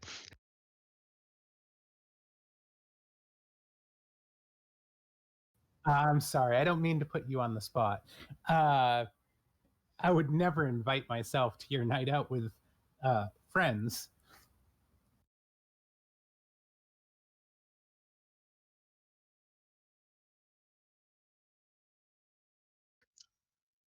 No. It's not a matter of you inviting yourself and getting in the way of being with friends. It's not one of those things at all. It's This is strictly a business arrangement, I guess you would say. You and I can definitely get together after the fact and you know actually have an enjoyable evening. I understand entirely. Business meetings and how droll they can be. But if you will excuse me, I will. I must circulate in the crowd. I'm here representing the order. I must make an appearance, if you will. Absolutely. Enjoy the evening and enjoy the festivities, and you know do try to be gentle on the folks in the crowd. As she leaves, Aso shows back up with a plate of witch fingers and offers them up to Oxivius and Elias. Oh yes, I've tried these before. They are quite delicious. I'll pop some in my mouth. Thank you. Not so soon, huh, Alex? It's a bummer I missed that conversation. I'm just gonna clap Aso on the back and be like, I am so happy that you're back, Aso.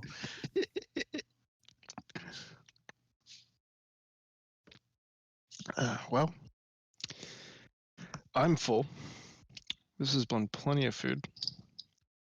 I'm not sure if anybody else has anybody else to talk to, but it's been a good party.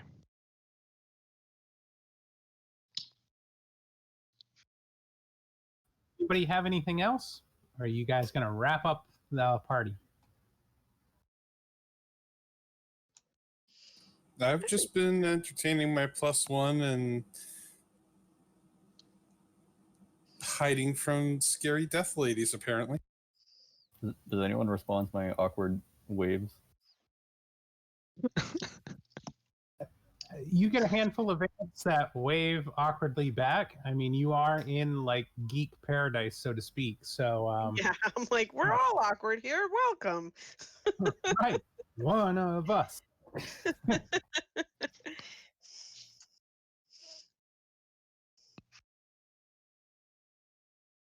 All right. So, do you guys are you going to reassemble in the morning at the Indigo Rail Station, or what are your plans? If as we gather outside, as the event comes to an end and we're getting ready to leave, if you all would indulge me, Fen, you mentioned a place and described it, and it struck home with me. I had a vision yesterday as I was walking through town between your various estates, and it rung a bell with me. The description you gave of was it Maloon? Maloon, that's the one. The description you gave was very similar to a vision that I had. I didn't know if you guys would be willing to take a journey with me this evening. I would love to. I honestly was a little disappointed at the party. You know, it was fun in the beginning, but it got a little lonely at the end. So I'm more than happy to extend the evening. Happy to have you by my side, Fen. I'll turn to the rest of the party, and as I wait for responses, I'll begin a weave. I believe it's called the Shattered Veil, is what my practice weave is for a teleportation. No. We must take the train. Right. Tomorrow. Ooh, where are we going? Well, I thought the train was tomorrow, yes? Looking at Vanessa? Yeah, the train ride's tomorrow. Isn't one of the stops the Malu too? That is correct. One of the stops the train makes is at Maloon. Oh, I must have missed that. If you'd rather travel by train, Zogi, I suppose. We must travel by train. It's of great importance. Taken aback. Okay. Right, well kind of gives me then, a weird look. I guess a night on the town is in order. Dice and deals? Oh no. I'll call it early tonight. I have a friend I need to see anyways. It's been a few weeks.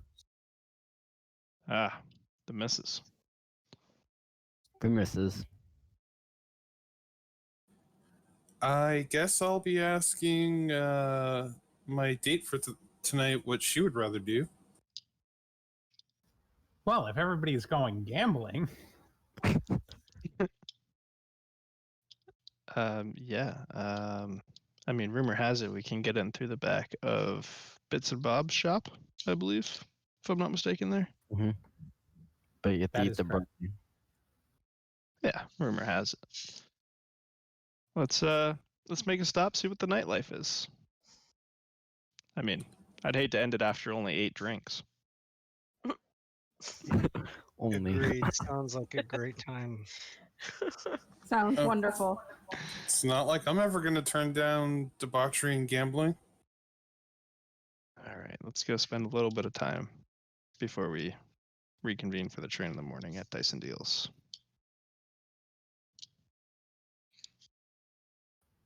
All right. So,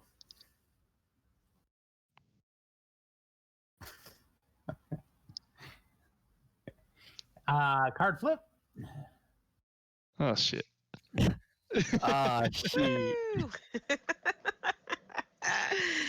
Oh dear. What did I say at the top? We're all dead. Lucky coin. This is actually golden chip, believe it or not.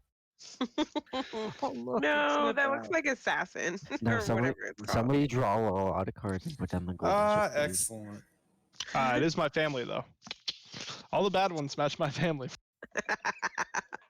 That isn't a yet. So, yeah, I'm gonna draw another one. I mean, don't feel like you have to. No. This one's the golden ship. It's okay. I don't know I what mean, that I'm means okay either. with this one. Yeah, I don't believe this one is actually too bad. From what I Alright, remember. The Lost Star. Yeah, that one's not that bad from what I remember. I got that on my date night, so that's how I know it was like. If it has a relatively good. cat, it's not bad. Yup. If it has a cat, it means it's mine. Yeah, but the hands on that stopwatch aren't moving, so that means we're out of time. Someone's gonna die. Oh, jeez. Oh, Only s- person at a time is Archibald. You're Ew.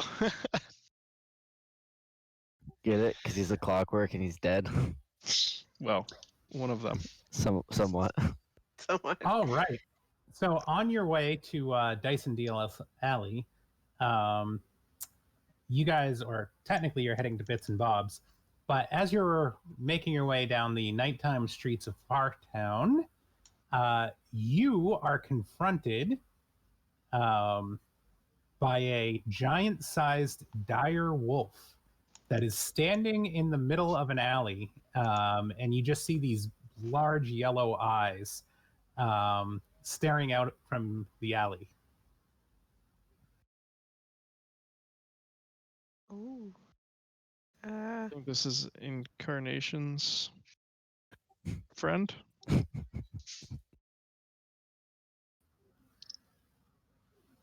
Does it look friendly? Does not look friendly. Oh no. I'm just gonna look at the others and be like, what do we do?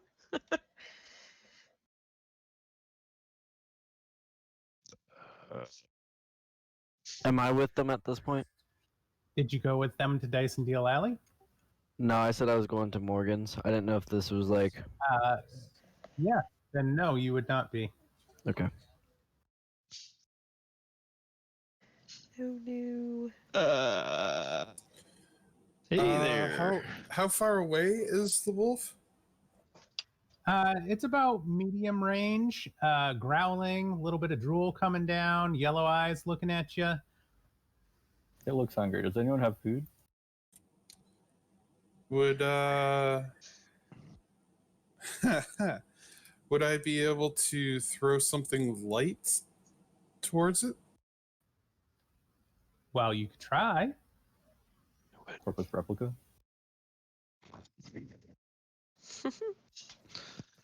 Yeah, I could certainly do that. Pocket sand.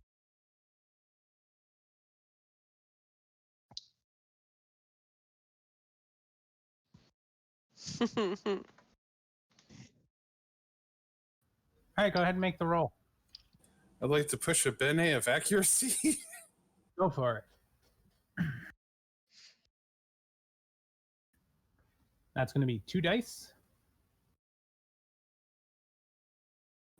Okay, 2 dice plus 1 then.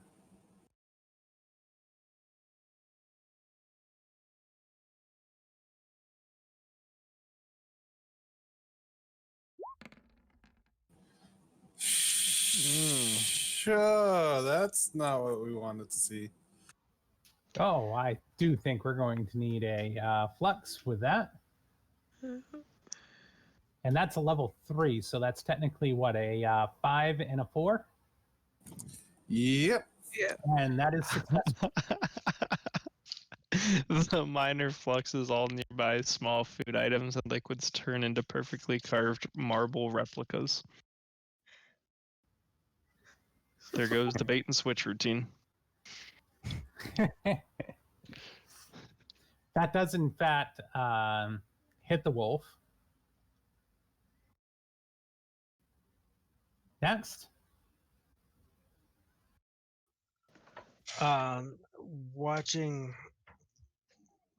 Vanessa chuck a handful of dust at the wolf, I'm actually gonna pat her on the back and take Elias's idea and cast Corpus Replica and just let a dead Vanessa drop to the ground.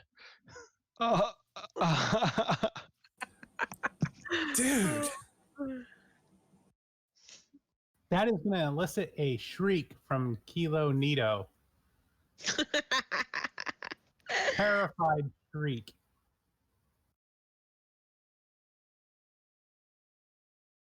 Yeah, probably. So, you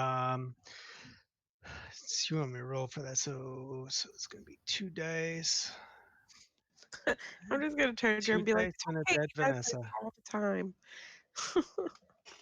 He does do this all the time. It's really only surprising the first time. You get used to it. Oh, look at that! Wow, twinsies. Oh no.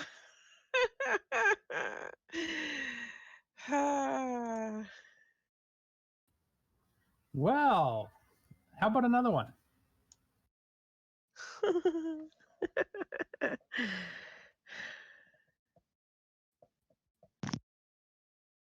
All right, so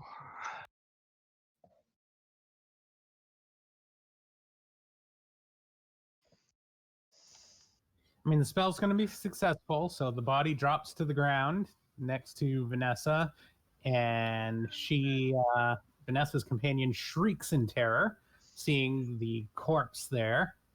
and then a And what we got nearby for a box? doorway or entrance locks or unlocks. If it's unlocked, this could be bad. Or From- good.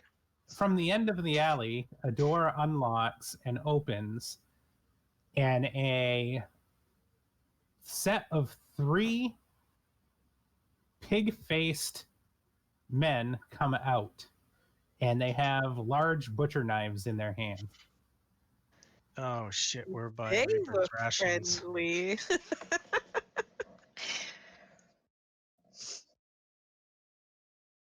Fen is just looking for a friend really hard right now. Next. Oh goodness. I'm not sure what I'm gonna do yet, so if there's anybody else who wants to go first.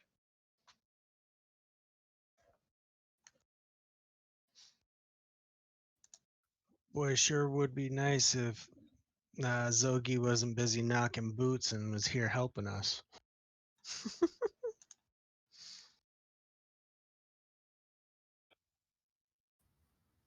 I'm gonna use my dress's ability to blind a nearby creature.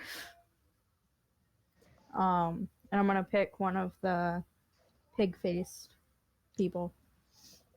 Okay. And that dress is an object of power. What's the depletion on it? 0 to 4. And what level is the effect?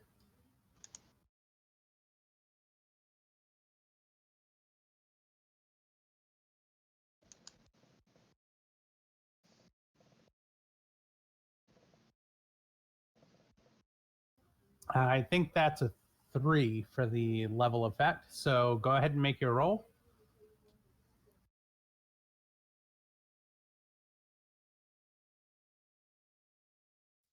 And don't roll like us. Oh, what the hell?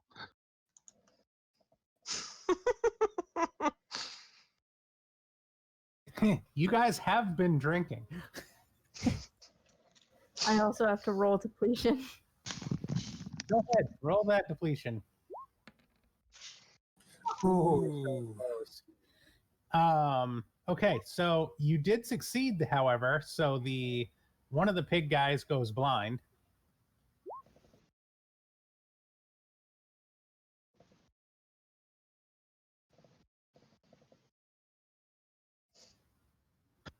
Oh, And animals of reflex. level 2 or lower howl or flee. Oh boy! So you hear tons of howling and fleeing, and skirting of stuff as the wolf continues to growl in your general direction. All right, who's next? I So think it's just to make sure, Ben at this point. just to make sure, we should have a little bit of leeway here because new quote unquote new Vanessa laying down on the ground, inciting the screams from tonight's entertainment. I kicked new Vanessa in the direction of Dire Wolf, so we should at least have a little bit of a reprieve while he's having his dinner. Okay. And you said one of the two other people, or was it 3 people? One of 3. them is blinded, but the other 2 look fine. That is correct.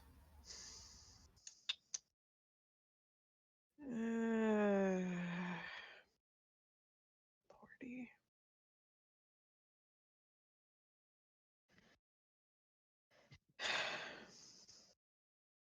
Do we need to get out of here? Like, this is Fen asking the group, like, do we need to get out of here? Yeah. Maybe Dice and Deals can wait for another night. Apparently, somebody has some other plan. I'm going to hold out my lupine staff, which is it's a staff with a wolf's head at the end of it, and just hold it out in case they charge at us or something. It'll bite them. Okay.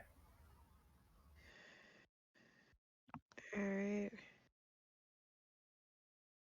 Well, I have spent the time in the intervening weeks practicing some stuff at home. So, who wants to go to the Diamond in the Rough or whatever the place, Diamond Row? Who wants to go to Diamond Row? That's in a different village, so to speak. We can go to the chateau, though. That place is safe. Well, I can go anywhere. Follow me, and I will start walking away from the beasts in the alley towards the Chateau de Shatter. Okay. I'll follow then. I was going to take us somewhere, but that is okay. Oh, you want to go? Yeah. That's Well, why you I was gotta like, wake me up before you go. go.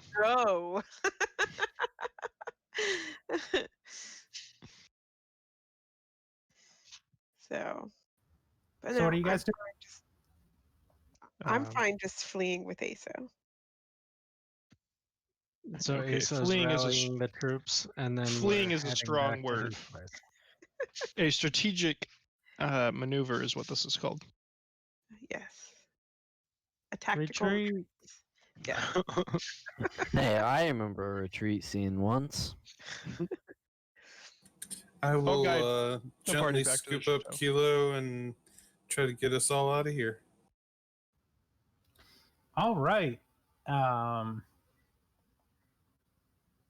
So the wolf leaps forward and begins ripping into the body of Vanessa on the ground, and 2 of the pigs that can see follow suit and begin hacking pieces of corpus replica Vanessa up, taking the legs at the knees and hacking gruesomely into the arms next to the wolf as the wolf tears at the torso, going for the gibbly bits, if you will.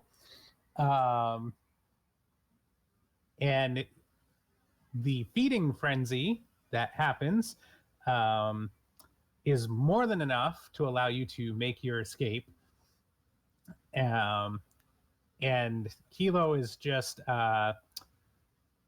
incredibly shaken at what she has just witnessed. We're beginning to make this a pattern of just like mortifying our dates. Meanwhile, Zogi, Hey, what you doing? going to my part-time girlfriend's house. All right. So you're gonna show up at Morgan's unexpected Yeah, or unannounced. sure. Just gonna drop in. Oh, I'm not gonna drop in. I'm gonna knock on the door.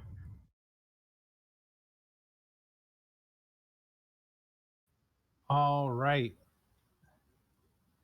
So you're stopping by for Morgan, and you're knocking on the door, and she comes and answers, and she's like, "Zogi, last I heard, you were on the Silver. Welcome back. Thank you. What brings you by?" Well, obviously you. You know how that works. All right, make an interaction check. I have a rank in persuasion, and am I gonna get any bonuses for having somewhat of a romantic theme here? You're +1 because you've kind of been brewing this relationship for a while. You said I'll get a +1. Okay.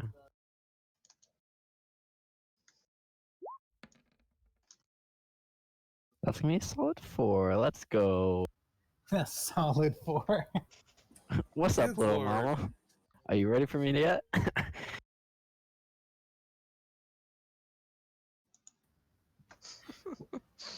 Yogi, you are such the charmer, but you know, you geotics, your words, they flow easy. I know your colloquy tricks.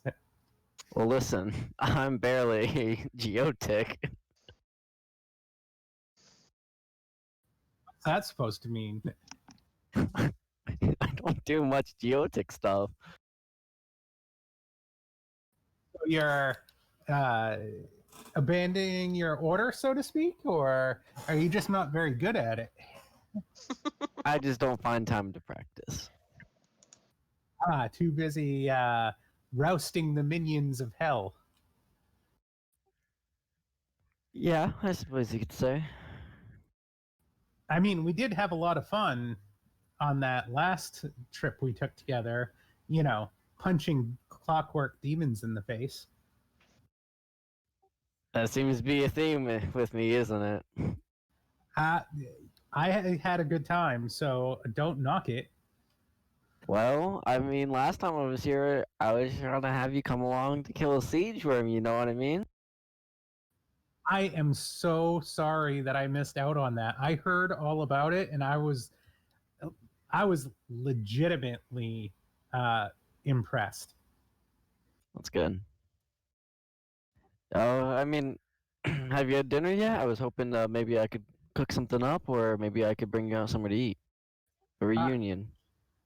I have not, and you know what? I would be flattered for a home-cooked meal. All right. When I come in, I'm gonna take off my my jacket top. I'll roll up my sleeves, and I'm gonna go to the kitchen, and I'm going to start whipping something up. All right, let's make a dice roll. See how you do. Okay. I'm going to do a card flip for that. Oh, absolutely. I'm Make gonna sure be. to add your level in bullshit. What do you mean? The dice only has 10 sides. I'm gonna be making. Let's see. Give me a second to think.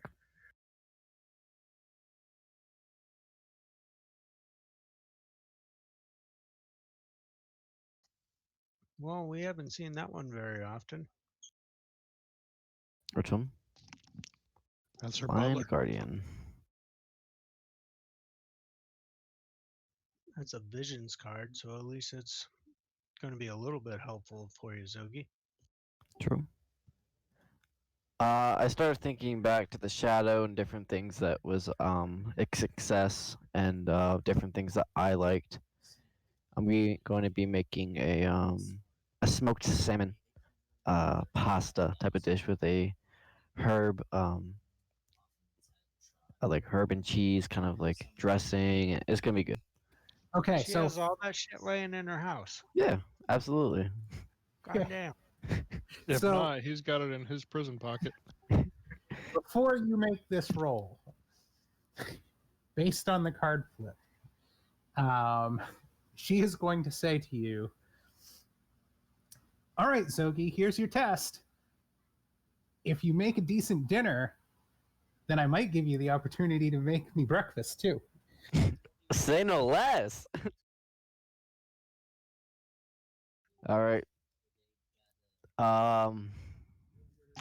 Okay, so I'm gonna get +1 from the card. And I want to get a bonus for determination. I've tried to spend the night before. I wanted to make breakfast for her last time, and me and her, I feel like I've had a good interaction so far. +1. Boom. What do you think? Okay, but what stat are you gonna roll this against? Like, what Oh. are you? What are we thinking? That's easy. That's gonna be Sortilege. movement. My ability to move around the kitchen to perform this good, tasty meal. I'm moving around, taking different ingredients out, making sure everything is set, prepped, boom. Or intelligence for being able to remember the recipe correctly and be able to serve this very tasteful dish. All right, so I will say first to remember the recipe. Let's do an intelligence check. Okay. Then we'll do a movement check to see if you can pull off impressing her while you cook and not looking like the Swedish chef in the kitchen. Adding a little bit of flair. All right. So my intelligence tech is just gonna be a +1 based off the card, I believe. Don't have any ranks in cooking, believe it or not. I believe it. That's gonna be a solid 5. All right, so I'm gonna say a 5 is enough to remember that recipe. Okay. So now go ahead and make your movement checks to see if you can pull this off without making yourself look like a fool. Okay. And now can I propose the +1 for the determination of adding this extra flair and kind of this flirtatious side? Yes, I will allow that +1. Let's go. What about hidden knowledge? Let's go 9. Oh, Elias was trying to help you out with hidden knowledge, but man, instead you nailed it. You're like Patrick Swayzeing this thing. Yes, sir. Hopefully not. He's dead. So like as I'm cooking, I'm like using the spatula, I'm stirring her around, I'm giving her some winks, and I'm giving her like this half smile, like something that you wouldn't see Zogi normally doing. And as he's like preparing the dish, he kind of flips the food in the pan up in the air, and it all lands perfectly back into the dish, and he continues to stir fry it. All right. You definitely managed to impress Morgan, and you two share a wonderful dinner together. And you're going to stay for the evening, and yeah, back to the rest of the group. What are you guys, now that you are heading back towards Aso's house? Are you guys just going to rest for the evening? Share some stories, maybe draw some incantations?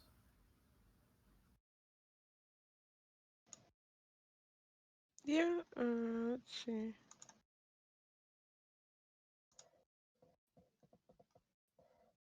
Mhm. Yeah, I'm going to have made my way back with the group as well, and Asa was kind of stumbling and babbling along his way, and I think he might have had one drink too many. So I'm just gonna make my way through the place and drop him in his bed and just let him sleep the night off because I think we're gonna need him a little more sober when tomorrow comes around.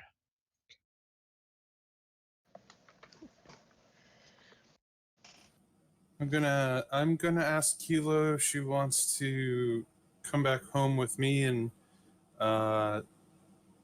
sort of shake off the weirdness that she saw and actually honest. Can you say that again, Vanessa? You broke up for me a little bit. So I'd like to try to ask Kilo to come back home with me in order to feel safe and comfortable in an actual honest way, like not making a play here. The Sincere. That's a new one. All right, go ahead and make a interaction check, Vanessa.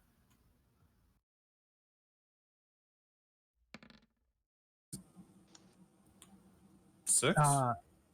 Yeah, you convince her.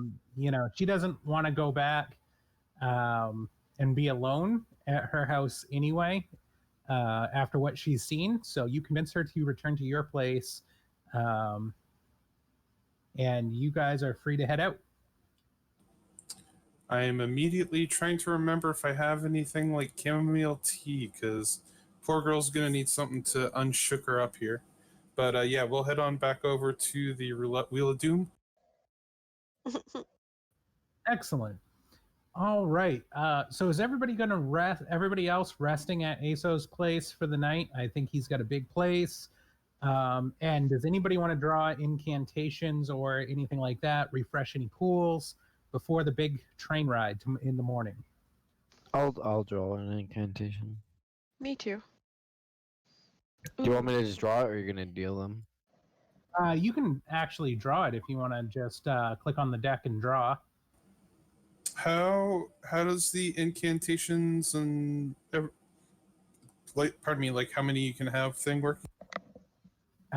Normal characters can have 3 that are a combination between ephemera and incantation. So it looks like you got plenty of space there. Okay, yeah, I'll draw an incantation. Oh man. I don't want to derail our things. I don't want to use this item that I've been waiting to use when I go to sleep.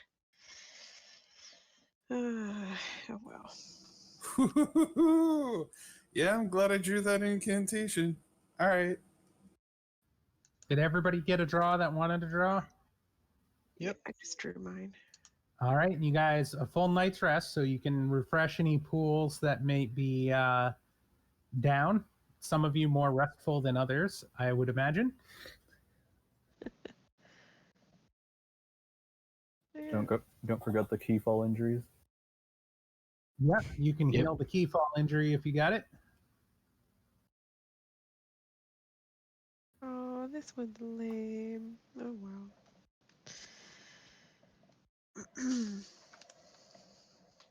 All right, so morning comes. And as agreed, you guys all meet at the Indigo Rail to take this journey together with the destination of Maloon. And of course, our gamblers, Kilo and Vanessa, are very interested in finding this Daedal person that is rumored to ride the rails. Can you spell that? Daedal. Okay, thank you. So you guys all arrive, and Kilo hands out the 7 tickets to all of you. So you all have your ticket to ride the train, and you make your way through the booths, and the conductor takes all of your tickets and checks them with a punch machine and points you down to Indigo Rail 13.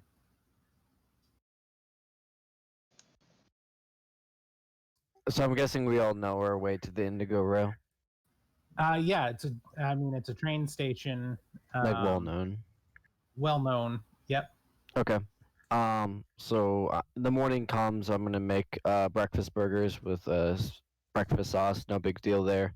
And I'm going to propose the idea to Morgan. Hey, like I know I haven't really spent much time with you, and I've had my focuses elsewhere. And I was hoping that maybe later this week we could maybe reconvene on the Silver Sun, like you had asked so many weeks ago.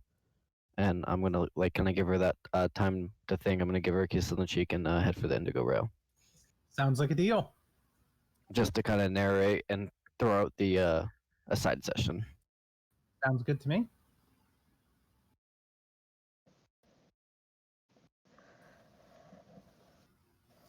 All right. So you come to the Indigo Rail 13. The particular engine is black, and steam billows out from its different steam-driven engines and flasks and whatnot, and it lets whistle go. And you can hear different folks boarding and exiting the train. There's a passenger car. There's a dining car. So it looks like it's going to be a very pleasant ride.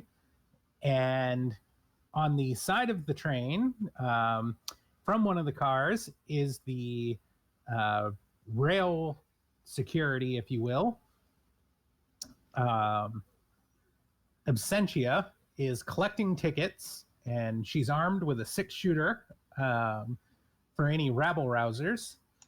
And she beckons as you guys approach, and says, "Tickets, please, tickets." Well, present tickets and help Kilo get on board. And where are you traveling to today? She says, making small talk.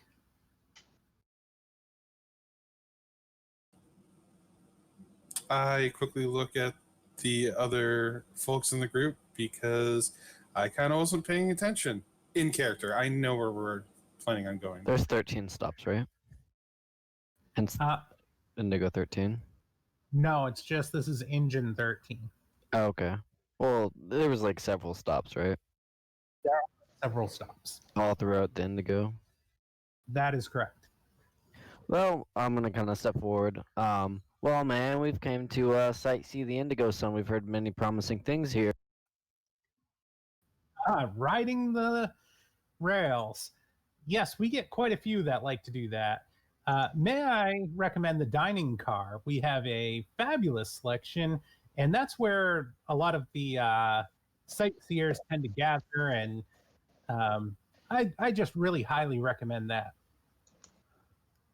Well, I will be taking your recommendation to account here. Thank you very much for that. And Zoe's gonna step onto the cart.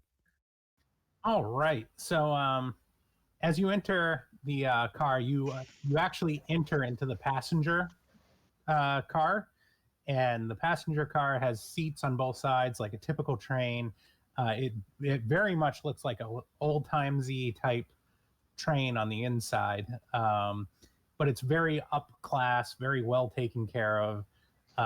There's a bunch of faces that you don't recognize in this area of the car. And then beyond, you can see there's a sign that says dining car, 2 cars, and it points through a door. Okay, I'm gonna kind of like come on, guys. You know the train's gonna be leaving any minute, and start to head towards dining car 1, which I assume is the closer one. Yes. I'm gonna follow suit as well. I'm going to lean over to Kilo and realize and ask her, "Hey, Kilo, do you know what Daytel looks like?" No, I just heard that he has a penchant for dice games. So I'm sure we just need to find somebody throwing dice. That's true. There's probably not going to be too many of those around here. All right. I'll link arms with Kilo, and we'll might as well start heading towards the dining car while looking at the car that we're walking through, just to make sure, if something's going on, we catch it, hopefully.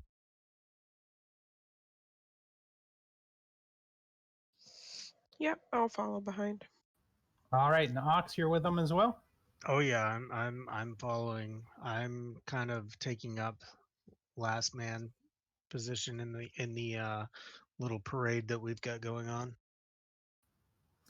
All right, so you guys enter the dining car, and I'm going to go ahead and drop a card here.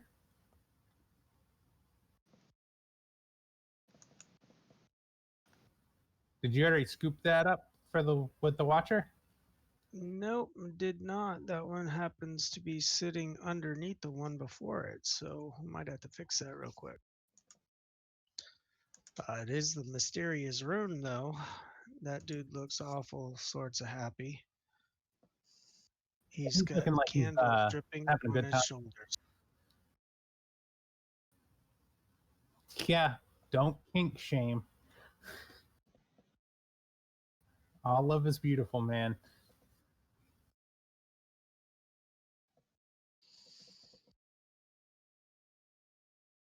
All right.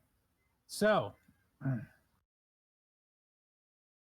as you guys enter the dining car, you see a insectoid-looking person sitting at a table by himself. You see an otter-looking person in the far back, and the dining car actually has a bar behind it, and you recognize a familiar face behind the bar. Hey, this is a friendly face. Well, hopefully.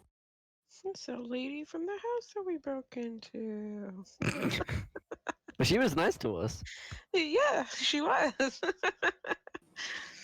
We helped her escape, so hey, why don't we all get a drink and sort of catch up with our hopefully still a friend of ours? True. I'm gonna kind of stick near Xavius because I then wants to talk to him about something. Yeah, I'm, pretty sure Arx is the one that released her from her little time cage there. So I'm definitely going to make my way over to her to see how she's doing, and no problem walking and talking with Fen. Okay. All right. Do you two want to have that conversation now, or? Sure, I can do it now. It should be pretty quick. Or- So yeah, as we're walking, so I'll just be like, so Ox, I mean, you don't do it very often, but you're a goetic, right? Yes. Fantastic. So I know I told you guys a little bit about this whole exciting sponsorship that I'm going to be getting and that I have a task that I have to do. But one of the things that Professor Valentine wants me to do is to conduct this ritual, and I'm going to need 2 goetics to pull this off. So I was thinking, you and Zogi could help me out with it, but I didn't want to assume that you'd be willing to help. So I just wanted to check, and I'm not really sure how goetic summonings work. So, any tips or suggestions? Well, to be completely honest with you, with the amount of time that I've had to sit down and study and spend on it, I can't say that I know how it actually works all that well. Zogi knows how to make it not work very well. And I'm sure you've heard some of the references from my dear friend Risa in regards to that. But whatever I can do to assist you in your endeavors, Fen, I would absolutely be willing to. Okay, great. And I'm hopeful that Zogi won't have a problem with it because I think we're going to be trying to summon a spirit. So is that going to be like a demon or anything like that? We're going to be summoning someone called Time's Widow from the Pale, I suppose. It's going to be interesting. Oh, and do you have any idea what this is? And I'm just going to show him the formula. That's not anything I would have any knowledge of, is it? No, it would not be. Nope. Okay. Now, I'm sorry, Finn. That looks like square plus chicken equals nothing. Yeah, maybe I'll have to spend most of this train trip just studying it. I'm not much of a gambler, so I don't see that being anything that I'm going to be spending time on. We'll see if I can crack this. But thanks for the offer of support. I just wanted to make sure that I wasn't signing you up for something you didn't want to do. No, not at all. For a friend, anything. Perfect. And that's the extent of the conversation. At All that right. point, we meet up. Ox, do you want to? You said you wanted to approach the infernal tender.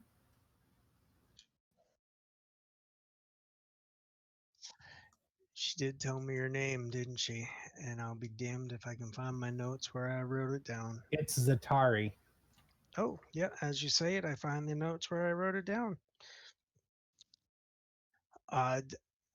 Zatari, my good friend, it is so nice to see you again. I see you've landed in a much more desirable position than you were before.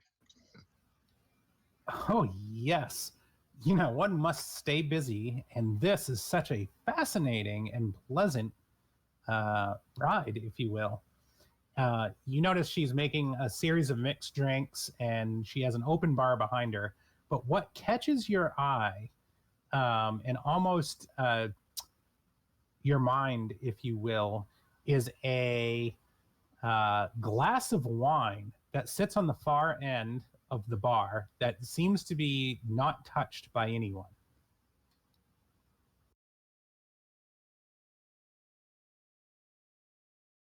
Does it look like she has some kind of binding circle around her this time?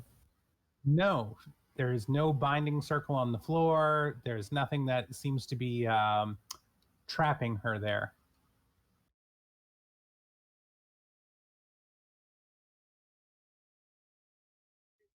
I'm just going to kind of point at it and be like, so what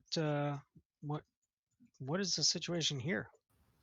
Oh, that's just a trapped spirit.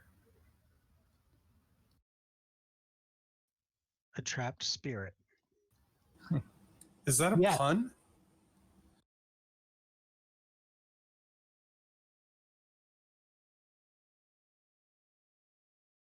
Because spirits, alcohol, trapped Yeah. spirits. Just shaking my head like that's quite amazing, Zatari. That's quite amazing. I love it. Yes, you can actually listen to it. Many people come and have listened to the spirit trapped within, but I don't know. It doesn't talk to me.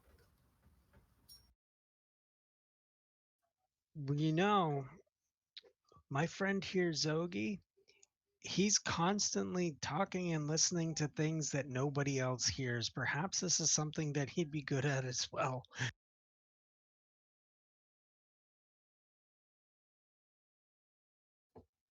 I'm going to kind of motion to Zogi. You need to check this out and see if it's talking to you.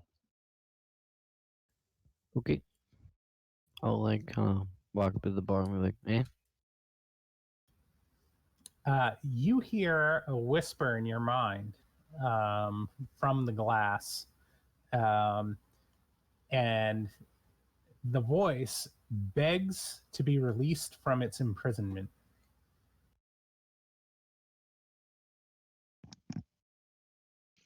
Smash.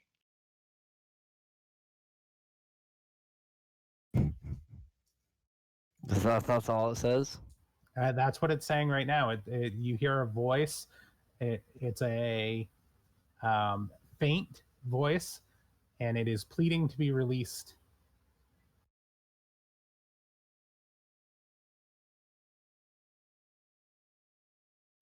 Um, I'm going to walk over and say, "Oh hey, why do you have your ear to that cup?" I don't think at this point it's up to my ear, but I'm actually gonna ask to have it closer because I can't hear anything. So you're going to move it closer, or I'm gonna ask for her to like bring it closer. Yeah. just sitting on the end of the bar? Like she doesn't. Oh, okay. I assumed it was Yeah, on like on a It's wine just rack sitting there, behind. like as if somebody who was sitting there drinking it, and I is no longer. It's just sitting there out in the open. I And don't know. Elias, as you approach, you two hear a faint whisper asking and pleading for the spirit to be set free. Oh, hey, I think there's something trapped in here. Hello, friend. You say you want to get out? Yes, Does it? dying to be free. Please, please. I've been imprisoned for very long. Oh, sure. How do I do that? I don't often talk to cups. This is the first time, actually.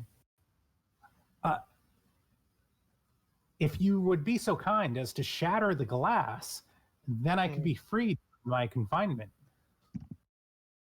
Oh, excuse me, miss.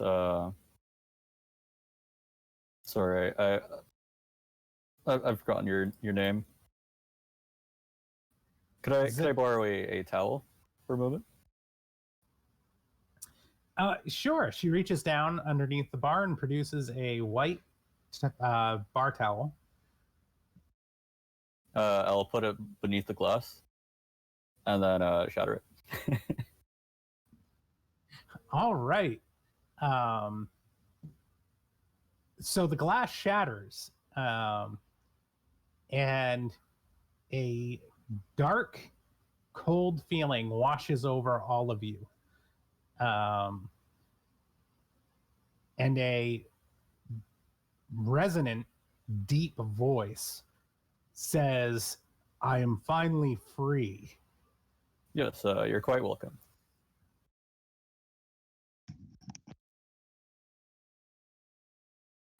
What's that? I'm Well, sorry. Natalia's talking without pushing the button. Sorry. Oh, personal comment. Natalia mutters from the background. This is not good. well, why not? He was or this fine fellow was trapped in a cup. If you were trapped in a cup, you'd want to be a free chew, right? Those who are normally trapped deserve to be trapped. Hazel has like a Vietnam flashback upon hearing the glass break. I would have to do something to get trapped in a cup. You're about to be trapped in a tub. Well, it could have been an accident. Maybe I should have asked first. With a whoosh, the spirit coalesces and flies out of the train window. And you guys are just left with this overwhelming feeling of despair, if you will. Do we see the spirit that escaped? It looked like a red mist. Mm. Well, that was quite rude. He didn't even say goodbye, or even a thank you. Maybe because he didn't want to be your friend. Maybe he just wanted something out of you.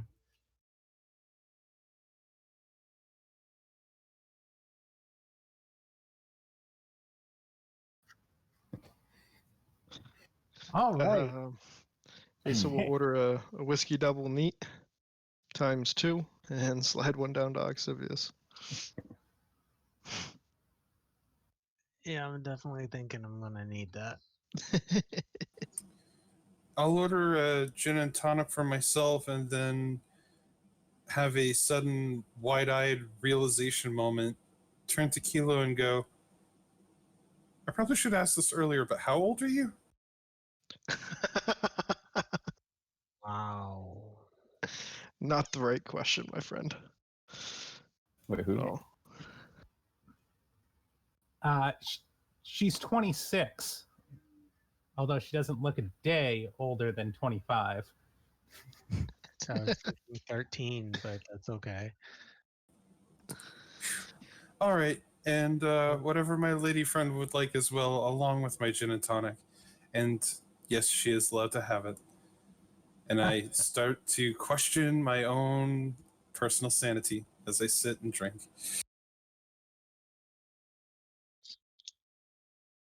All right, and you guys feel the train in motion at this point, and as the train is pulling and rocking around, and you guys are just enjoying the ride at the moment, the insect-like creature sitting in one of the bar booths calls to the tender for another round.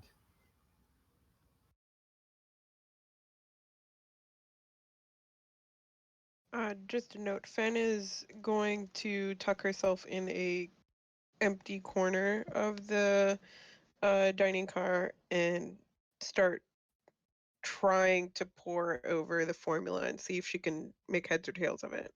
All right, go ahead and make a intellect check. Okay. And can I use, where is it?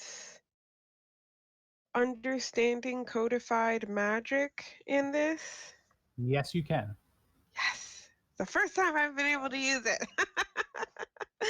Okay. All right. So go ahead and pull that up.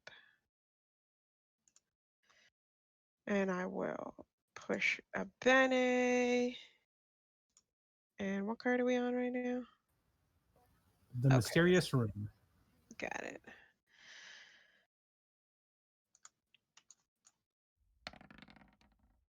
Eight. Yeah. Make some progress. All right, go ahead and take a despair. No. Okay. You successfully make out pieces of the formula. The part that concerns you or worries you about this life equation is listed here. 1 second while I pull it up. While you're looking for that, Asa is going to pick up the bill for that round ordered by Dadel and shoulder both Vanessa and Kilo and guide them towards him. All right. That sounds good, Aso. Fen. So the item that you are looking at, this is the life equation. And it is a triggered spell that is a culmination of a lifetime of stored and cast spells.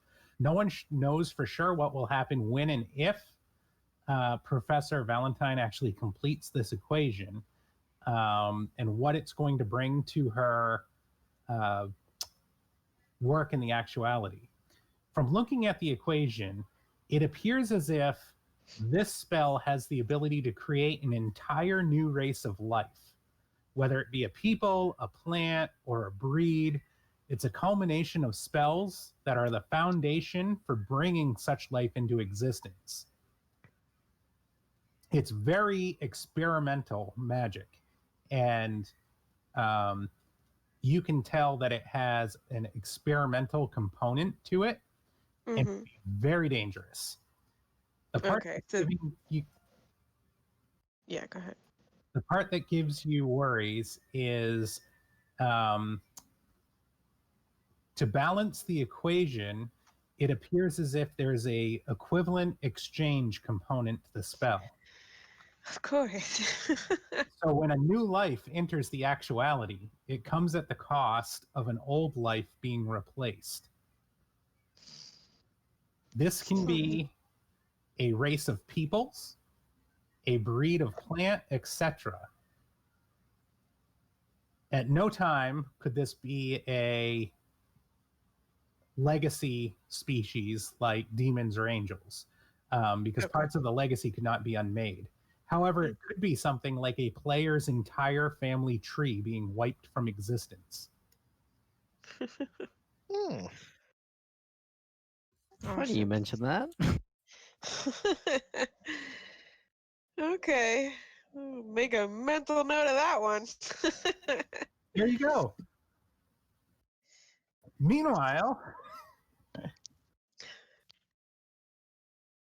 Dadel invites Aso and your friends over to the table where he's sitting. And as you guys approach the table, you can see he has an elaborate set of bone carved dice in front of him. Well, here we go. Good sir, might I introduce you to Vanessa and Zillow? Kilo. My apologies. Oh, travelers and riders of the rails. May I interest you in a friendly game of chance?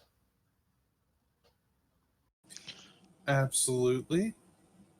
I'll Ah. slide across the table to him. Are you familiar with the game called Bones? Okay, out of character. Would I be familiar with this game? No, you would not. Fair enough then. No, I must say that's one that has slipped my encyclopedic knowledge of games of chance. So how does this work? Ah, don't be intimidated. This is an insectoid game, one that we have carved and is deeply rooted in our traditions. Bones is a game of odds and evens using a 20-sided dice, a 10-sided dice, and an 8-sided dice.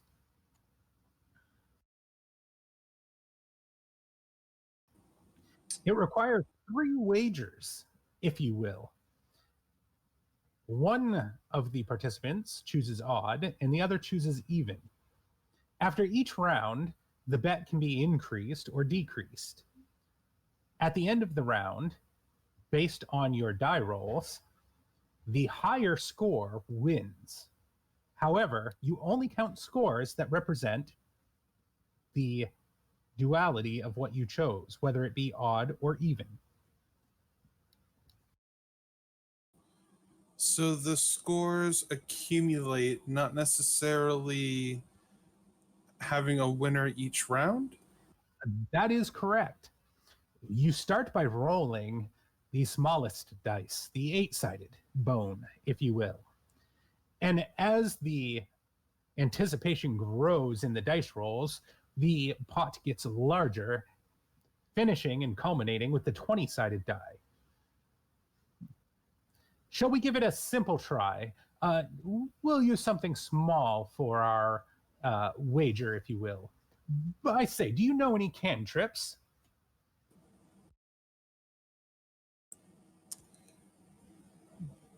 That would be under spells?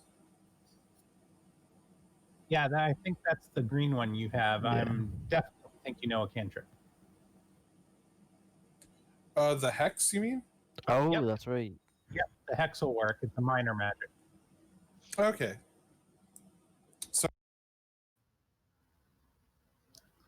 Yes, let us gamble. A spell for a spell, shall we? All right. Let's see what happens. All right, begin by rolling a single 8-sided bone. However, as a newcomer, would you prefer to choose odd or even? I'll go with a common description for people like me. Odd. Oh, excellent. Most wonderful choice. Now, please, let us both roll a bone. Ah, and the game commences.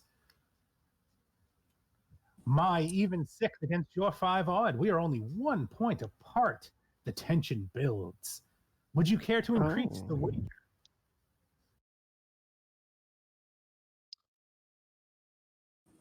What would the next round entail?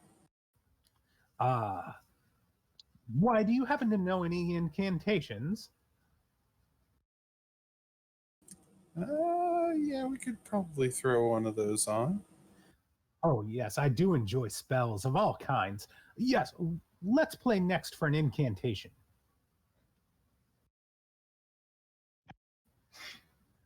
Now, please, roll your 10-sided bone.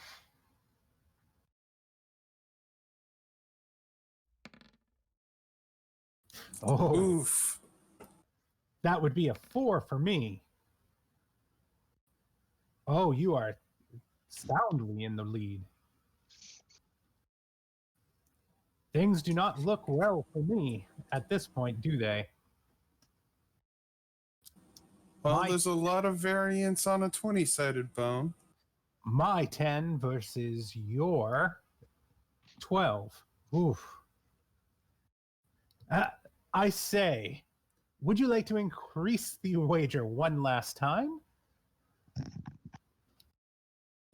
This is such a bad idea. But let's Asa go with it. Asa's going to pat Vanessa on the back and say, good luck with you. And I'm going to get up and walk away from the table. The next level wager will be a green general spell. Shit.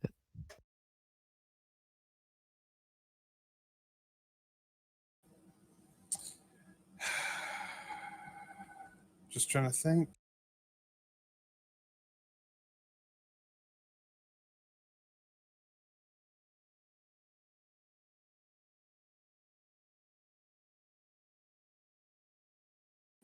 Double odds would be really awesome on this roll.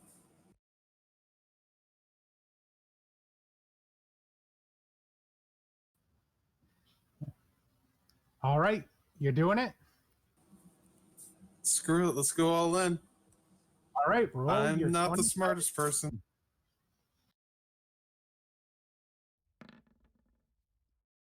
Oh, at least it's an odd. Oh! Ew. Damn. All right, so your final score, Vanessa, is a 5, a 7, and a 9, which puts you at what, 21? Winner, winner, chicken dinner.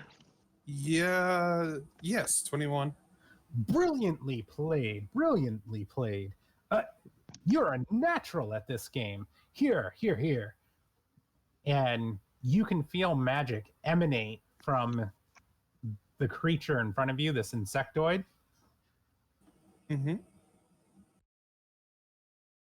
As he passes to you an incantation, and you can go ahead and pick up Death Can't Reach Us Now. And then he is going to also pass you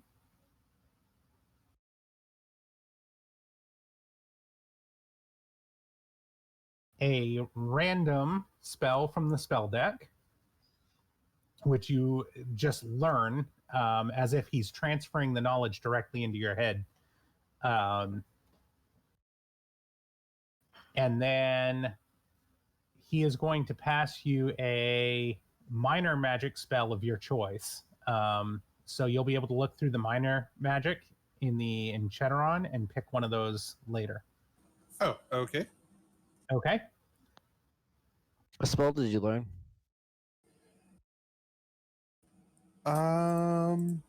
Mien of Adaptation. I adapt to the conditions around me. I can breathe in whatever environment I'm presented with, and in the extremes of temperature or other environmental threats. Does not protect me from any form of direct attack. And that's a spell? Yep. That's pretty cool. Kilo is very interested to have a run at Dado. and she begins chatting him up about his race and his species and his gambling habits. What is everybody else going to do on the car while this is going on? Ben's kind of doing her book thing, learning that, there's a dark side to the professor's research. Vanessa's gambling with the bug person. What else you guys got going on? I'm actually going to jump over to Fen. Yeah, same. Tag team. Tag team. Hey, I Fen. was going to So- grab a table and start looking through the book I picked up at the Time Mansion to see any closer if it has anything on the forgetting. All right, go ahead and make an intellect roll for that. And then we'll go to Zogi and Aso sitting with Fen. Elias and Ox. If she's not busy, I'd like to chat with the familiar face, Zatari. Yeah. All right, so Natalia, you make your roll. Then we'll do Elias chatting with Zatari, and then we'll do the group with Fen. That will be an 8. All right. You find in the medical book on plagues and diseases written by the enemy of health, the forgetting is a level 11 disease that needs to be cured by magic source. There is no natural remedy for it. So you need a level 11 successfully magic source to remove the forgetting.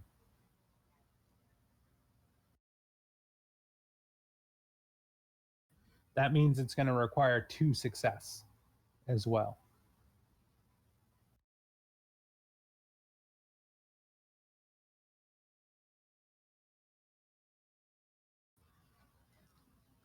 All right. Ox, did I catch what you were doing? Did I cut you off?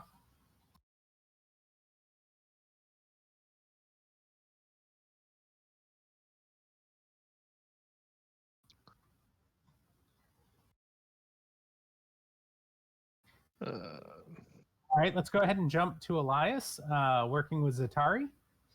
And what did you want to talk with Zatari about, Elias? Just random idle small talk, trying to make a friend. Like, how long time no see? How have you been doing? I see you have a better job now. Indeed, I do. I enjoy working the rail. You meet so many interesting people and get to see so much of the indigo sun. I've spent so much time on the red that it's really quite enjoyable to see the different sights of the indigo. Oh yes, I've been to the red. It was not great.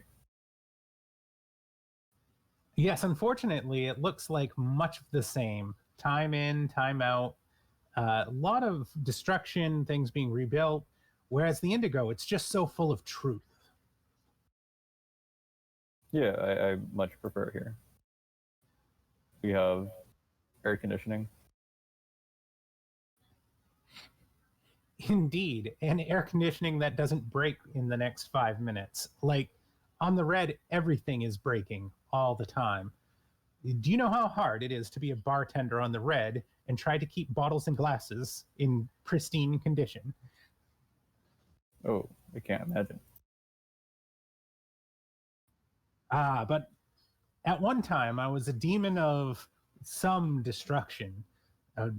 I fell into the lot just like everybody else. But, Zero is a demon, and Zero's is now famous as a bartender and a nightclub and whatnot, and that gave me aspirations of my own.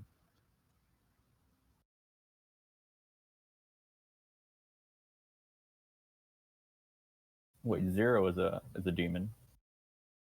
Thought it was a place. Well, I suppose that. I shouldn't be surprised. It is a place, but it's also a demon. We have the shape-shifting ability like that if we so choose.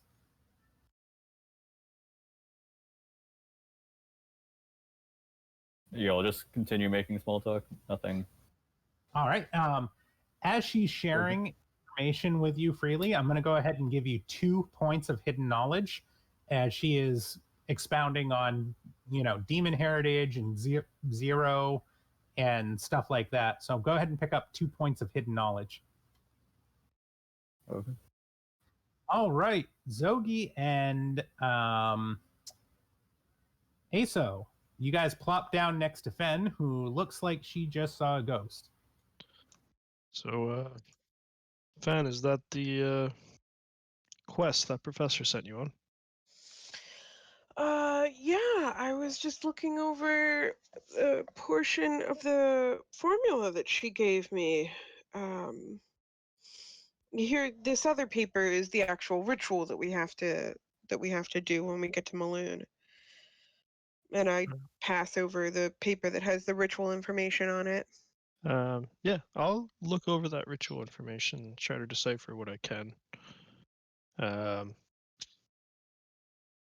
As far as skills go on that, I have spell origin, level 1, as well as I'm not sure if diffuse level 2 would help me kind of decipher things or not, but The spell origin, I will. Yes. okay.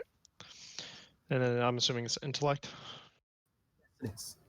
All right, so I'm going to push a sortilege, given that it is a magical ritual that I'm trying to figure out, and take the +1 on both.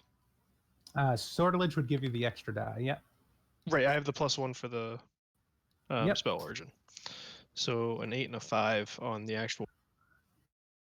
All right. This is a rather specific ritual calling a particular entity. It's almost as if it is a beseech ritual that's been modified to reach for a very, very specific entity within the Pale. Includes a lot of the Times Widow's information as well as the Times Widow's secret soul name. So that's what you can make out from the ritual. It would require 2 goetics in order to cast said ritual and maintain the circle in a place of power, such as the crater. And it does require a person who can bend time and space. Well, I don't see anything too out there here. Seems like right up Zogi's aisle. What's got you looking so grim? Well, it's the research that Valentine has been working on. This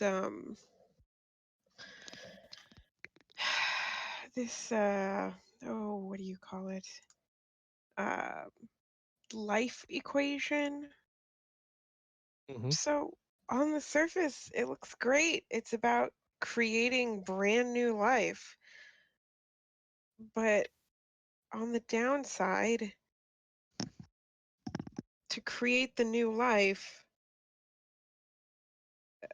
has to be destroyed. Like, it has to take the place of that life. And I'm not talking about like a single person. I'm talking about like a species or a large family of people. Have you ever seen War, Fen? Not really. Well, I'll motion for Zatari to send another round our way. And I'll turn back to Fen. See, that sounds remarkably like the war I was in the shadow. This is in order to create a, not necessarily species or people like you're talking about, but to create a better place, a new place, one that doesn't have all of the negative side effects of what was currently going on in there. There was some people called it genocide, some people called it a cleansing, some people called it, starting with a clean slate. I heard way too many analogies for it than I needed to. But it's one of those things where you have to justify the ends with the means. Do you think that research falls under that category? It's really rough because I feel like that this research could be amazing. That maybe if we, I don't know, I feel like if we spent more time on it, maybe we could find a way to be able to successfully complete it without that sort of exchange. You know, is it really creation? And if all it's doing is reusing things, that's not creation. That's more And like what I specialize in.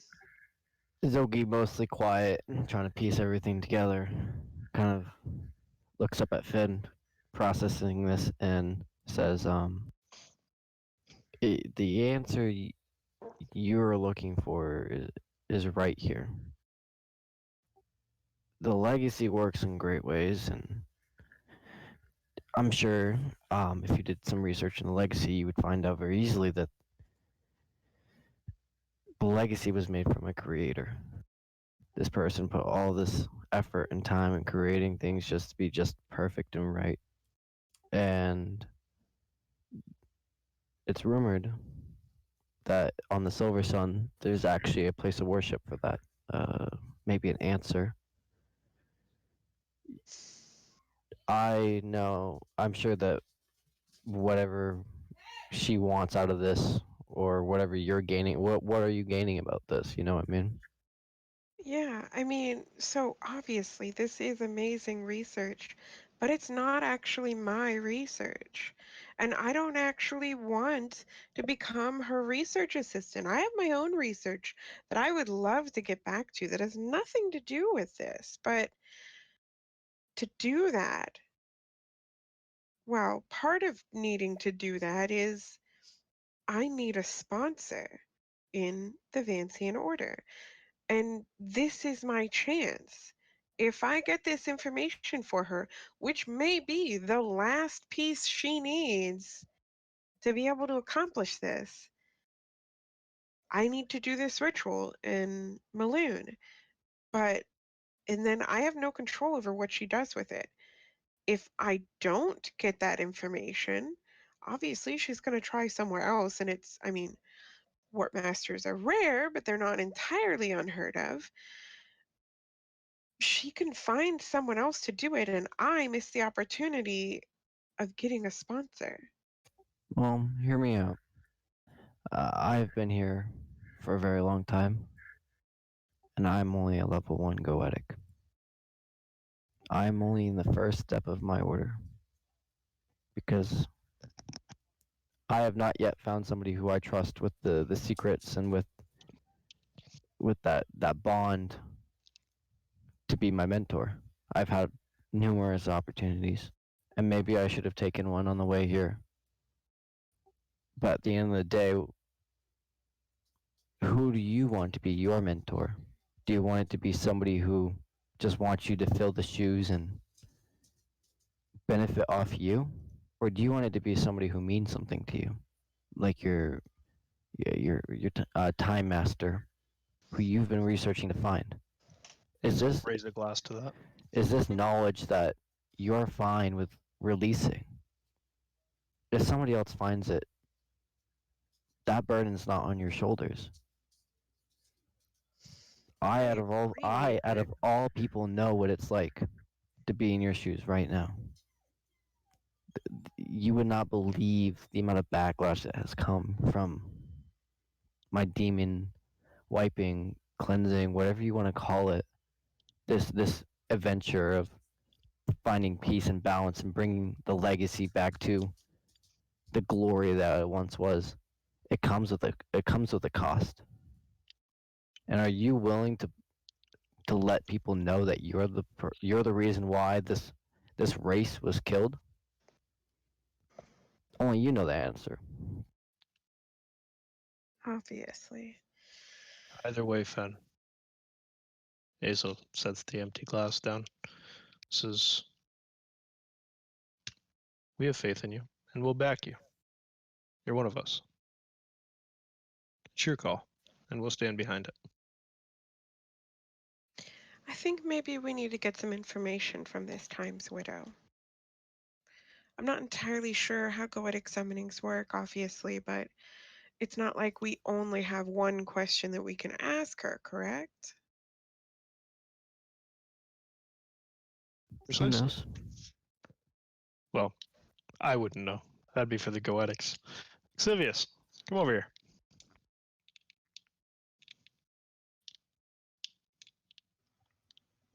What's going on, guys? You're interrupting my drinks. Oh, you'll get over it. Venice, some interesting questions that you and Zogi might be able to answer about this ritual. So yeah, when you summon someone, a spirit, an angel, a demon, whatever, and you want to ask them for information, is it just like one piece of information, or do you get more than that? Well, I guess as part of your colloquy, it's kind of a one for one. What are you going to give them? You know, they might be asking for something specific. They might be asking for, just any old thing you can come up with, or, you might have to persuade them to agree to what you're looking for. I feel like that might not be necessary in this case. It seems like this ritual provides us um, with her secret soul name. Like that's like ultimate control, isn't it? Like you can just tell them to do what you want them to do. Well, it certainly makes it a lot easier to get them to do the things that you want them to do. Yeah, because honestly, Professor Valentine didn't tell me anything about any sort of exchange required to provide to the Times Widow, so I have no idea what she might want. Essentially, you're ripping Time's Widow out of I assume, a very deep, dark pocket in the Pale. Somewhere to get away from time, somewhere safe. You're pulling her out of that. You might be putting her in danger. But summoning a spirit from another plane it comes with a price. As all magic does. Well, of course. You don't think that Valentine is using me as like some sort of a scapegoat for this, right? I haven't met the lady myself. I couldn't judge. Of course you wouldn't. I mean, this is research. Research is important. But I would like to know some more information from her, regardless. Like, maybe she, of all people, might know a way out of this particular predicament going on here with the formula. Maybe she knows a way where that price doesn't have to be paid. Or conversely, maybe she has some information about time that we might find interesting. I mean, I know that more than one of us has some interesting connections to time. Interesting is one word. Looking out the window to see where they are on the trip.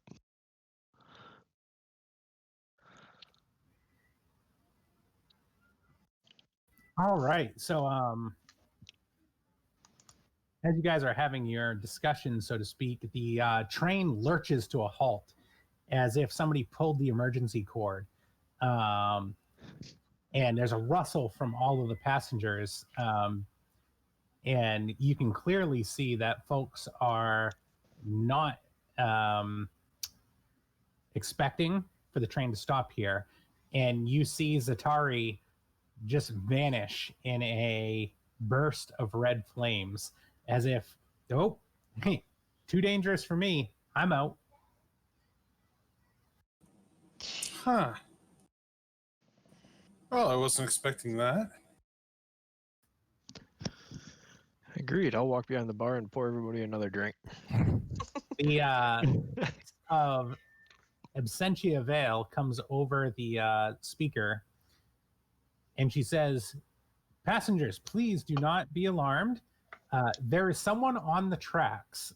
and it appears there is a oncoming light moving in our direction. We are attempting to address this issue now. Please remain where you are. Suppose Did we they should say remain where we are. light?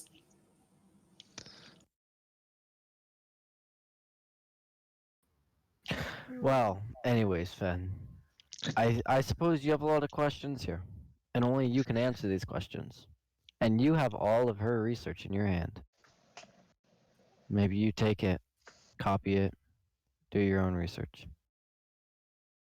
I mean, it seems we have plenty of time here on the train. Time to ponder. Question.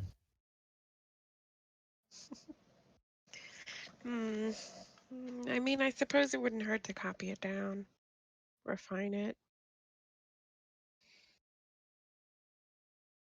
Definitely not switching my thesis or anything, but I'll certainly copy it down. Maybe apply your own thesis to it. Yeah. Is Daedal reacting to the train stopping at all? Yeah, he appears to be super nervous, and his wings are starting to flutter a little bit, and he's looking out the window, and he points as the railway ahead of you guys kind of curves in a very long half-mile stretch, and he points out at a headlight that appears to be coming down the tracks very fast from the other direction and says, "Is that another train?" Perhaps alternative methods of transportation are required? Do we need some teleportation? Did you say there is somebody actually out on the tracks? Indeed, there is somebody on the tracks, is what she said over the speaker. We are about to have a pancake. Can I'd like to. I'm gonna move into an area where I can hopefully see whoever this individual is that is out on the tracks. If it's a matter of following, what's her name? I forget what her name was. Absentia. Following her to see what this person is up to, or going to a window or something. So you can you follow Absentia out of the dining car through the passenger car where you originally had gotten on, and she's kind of hanging out of the doorway, and she's yelling frantically to a person to get off the rail. And as you look out, you see a woman with white hair, dressed all in black, just sitting on the rail track. And she appears to be sobbing, just sitting there. And in the distance, you can hear the whistle of another train.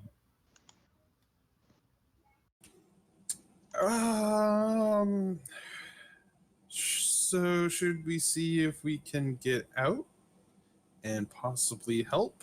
The train is definitely stopped right now, so you could just get off the train. You are not moving. Plus, we don't know if that train is on our track and heading towards us. Probably a good time to maybe get a bit of fresh air and avoid oncoming doom. I feel that I would have kind of followed with Ox and possibly popped out the other side of the train looking forward and seeing this. I'll hop off the train and start walking up towards the woman. All right. As you approach her, the closer you get, the more she appears to be translucent. Hello, dear. Appear you are in imminent danger. Well, you or I. Perhaps we should step to safety. She just sits on the rail sobbing. Very well. Sometimes it do be like that. And you can see that the oncoming light is on the tracks that you are on. Is it a train? It looks like a train, yeah. Okay.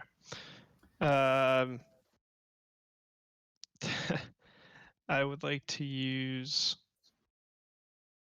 Journeys from the Sea.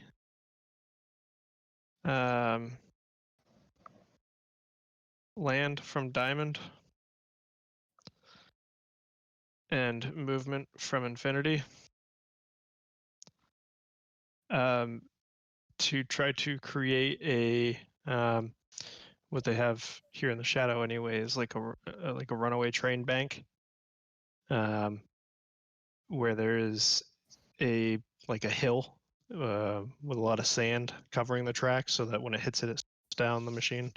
Yeah. And try to kind of split the rails ahead of the woman, ahead of us, and between the woman and the other train, and try to create a runaway breaking point for that other train. I believe that would probably be a level 9 large area, I believe is what it is.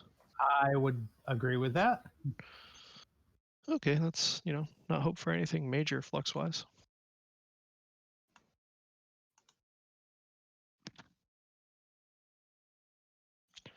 So an 11 and a 12. That passes. And you create the banking. How far away from the girl and where you are standing are you creating that? Probably like 30, 40 feet All right, so past it's her, so out it kind of there.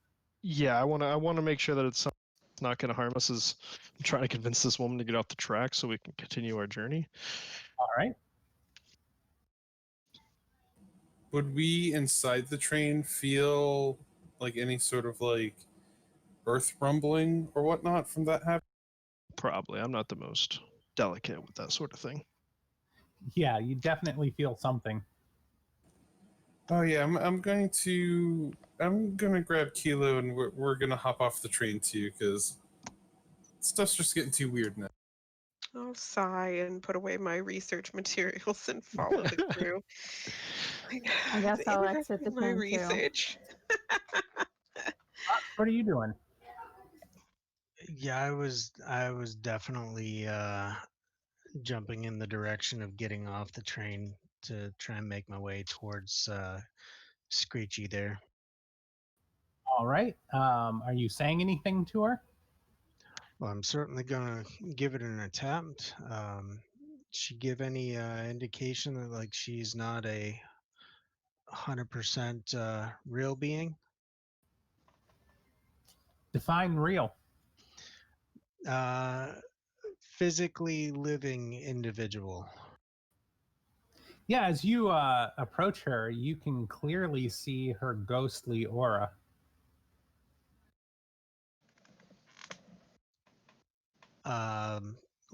Why are you sitting here on the tracks?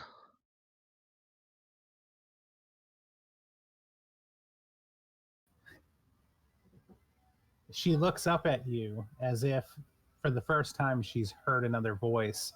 And her face is cracked and shattered, almost like a puzzle. And she says, "This is where my family died."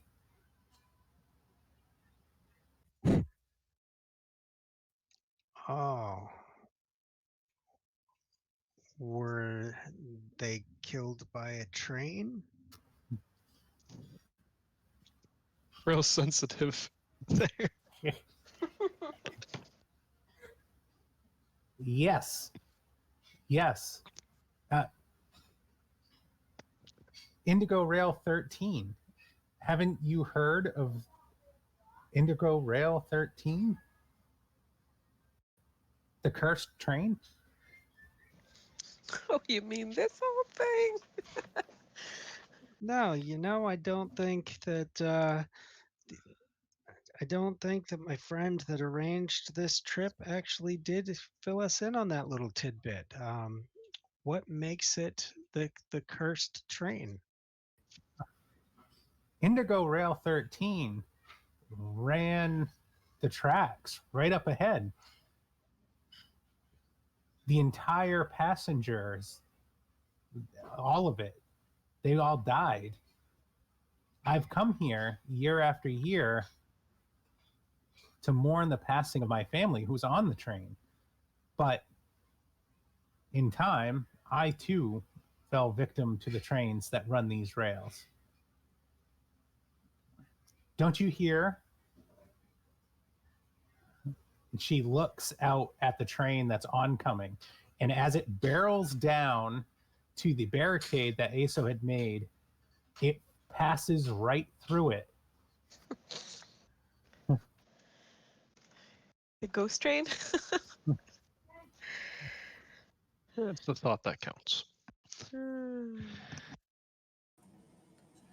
So is I'm this going gonna to- be like a Ghostbusters thing where fucking barrel asses through me and I come out all slammy in the end?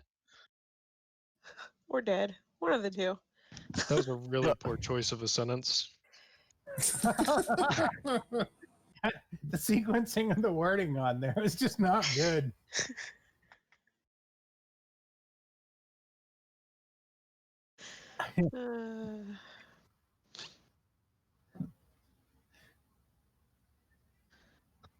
Okay, so Indigo Rail 13 killed her family, and just blew through the redirector that ASO just tried to set up.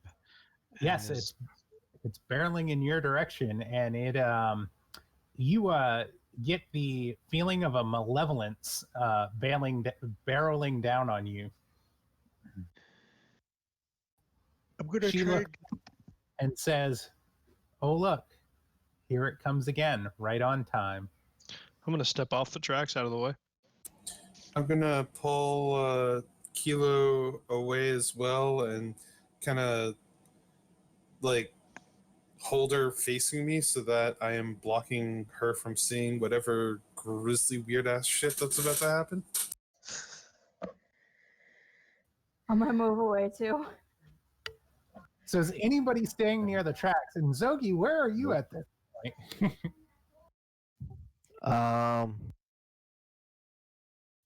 I'm just staying right there, trying to get her to move away from the rails.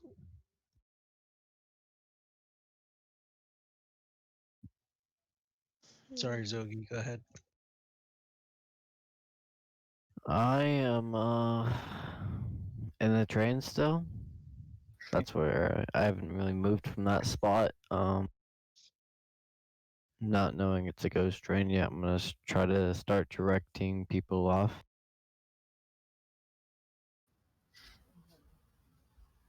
All right. Go ahead and make an interaction check.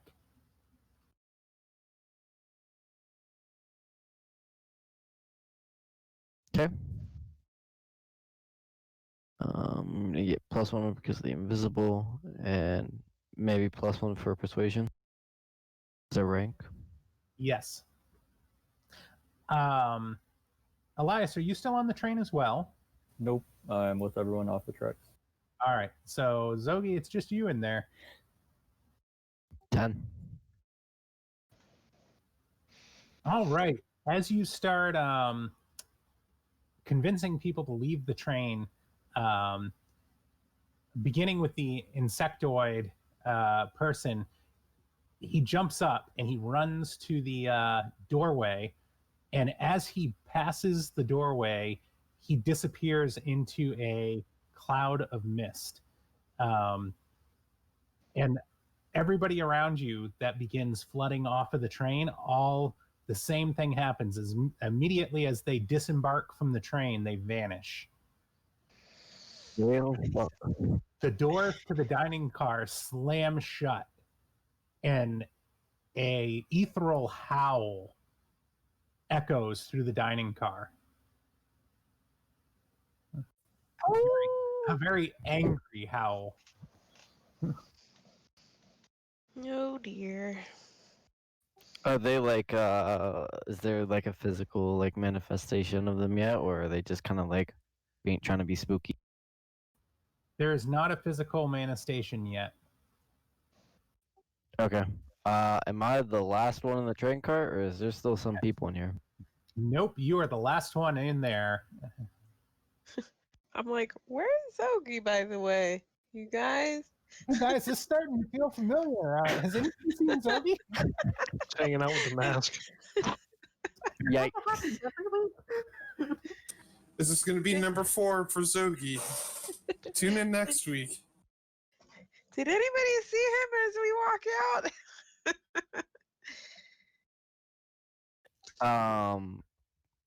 Can you refresh me on what my vision earlier was? You were given that there'd be a vision that there would be a dramatic choice and judgment leveled based on such of a choice, and possibly punishment. Okay. So he is gonna call out to the ethereal here and ask if he is here to give me the choice. Yeah, Assuming like Zogi's kind of, what do you mean? Wait, never mind. sorry, What do you mean? I was about to say something. All right, so as you call out to the train, the spirits of the train, you can feel an intense ghostly presence as the form of a conductor takes shape in front of you.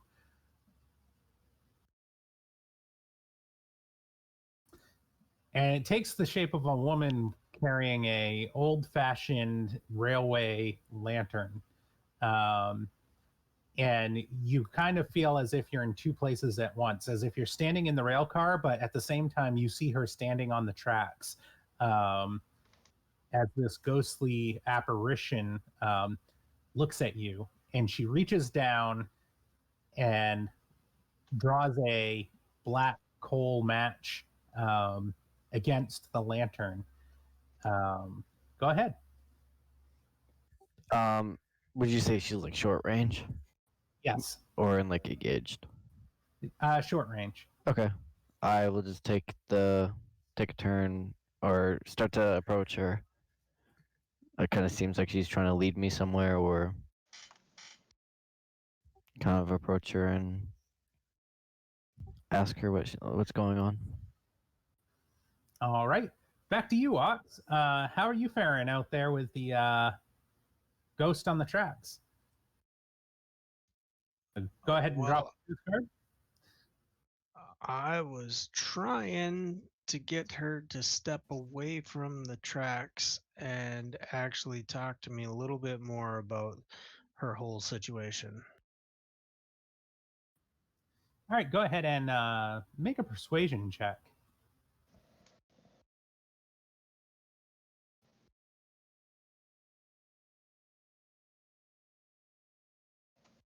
And if you have anything for ranks of the dead or ability to talk with spirits, you can add to it. You should have both of those.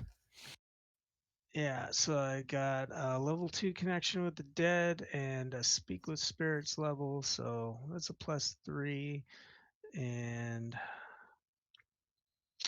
I mean, he should also get a +1 because he's a ladies' man.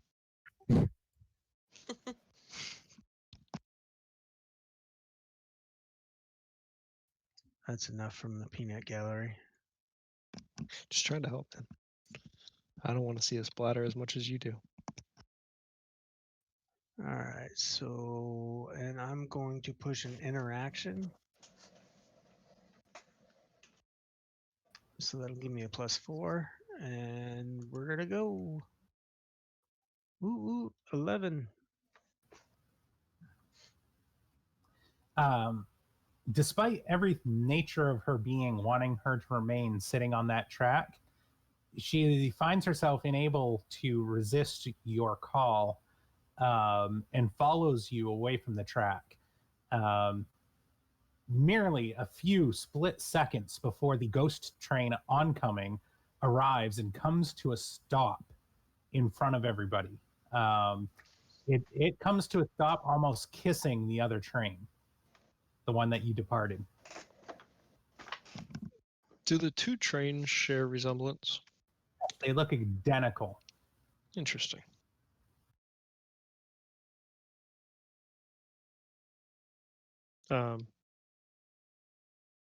I hadn't really moved much past the front of the train. Can I reach out and try to touch both of them? Yeah, go ahead. All right. Does my hand go through either one of them? Yes, it does. It goes through both trains, And go ahead and take a resistance check. Oh shit! I didn't ask for that.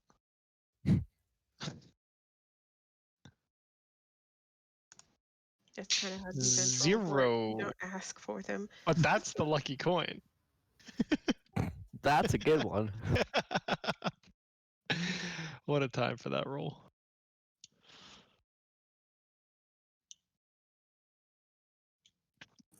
Hasn't necessarily been our best game, I'd say. Some of the Sure. cards. Has been a lot of fun, though, I'll tell you that. All right, so Aso, go ahead and take a joy for the Huh? lucky coin card flip. Okay. You are immediately, your mind is flooded with the tragic deaths of everybody who has ever died on this railway. And you can see that this Indigo Rail 13, on the same day every year, has been claiming the lives of its victims like clockwork. The train itself, Train 13, is the spirit unto itself. The only thing that saves you from suffering 3 anguish is the fact that in the shadow you had seen such gruesome brutality in the war that you are immune to the horrors that it is showing you.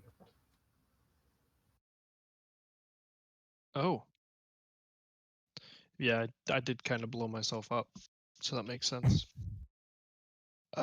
Anybody that I recognize through those images, by chance? Um, Doesn't have to be. I'm just curious. you recognize people who look like they belong to the Rupture family tree. There are a lot of people who have the reverse shatter that you've seen from Rupture Morningside. Gotcha. All right, I will join the party at the side of the tracks with Noxivius and the platinum-haired woman.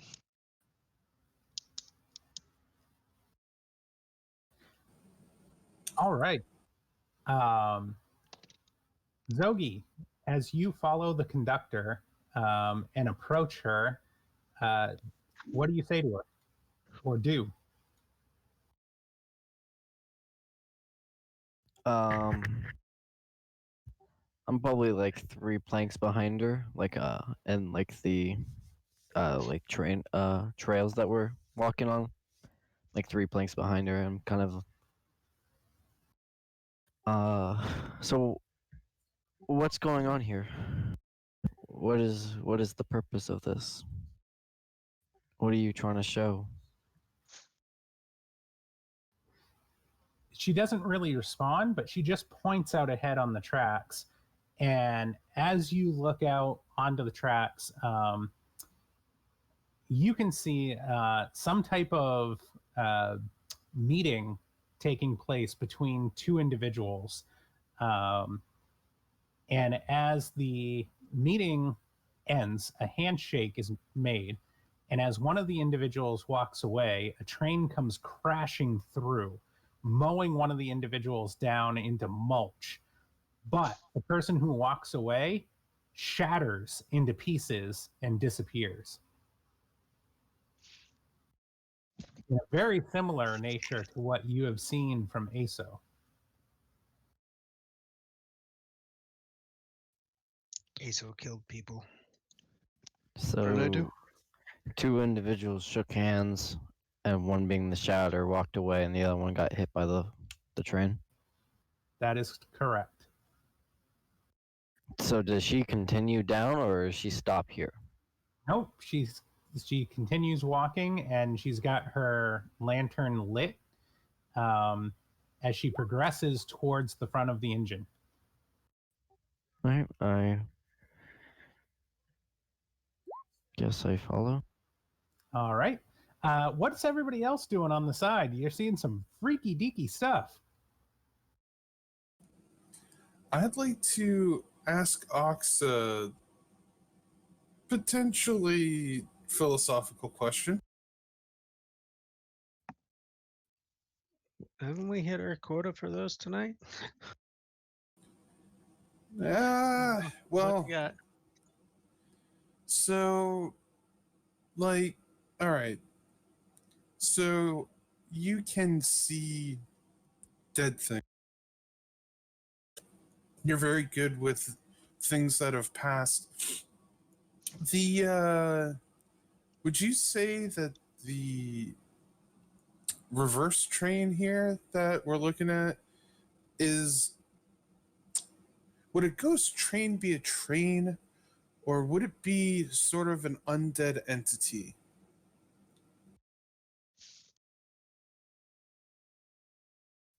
Yes. All right, let me rephrase that question. Can you kill a ghost train? Fen was about ready to ask that. I'm like gripping on to the pale side of the Reaper and like, are we doing this? Fen gave me a gun that would be very handy if we can kill a train. But can we kill a train? My scythe can strike spirits. Are we doing this? I can't say that I've ever tried to kill a train, so to be completely honest with you, I have no idea. Do you think we should try to kill a train?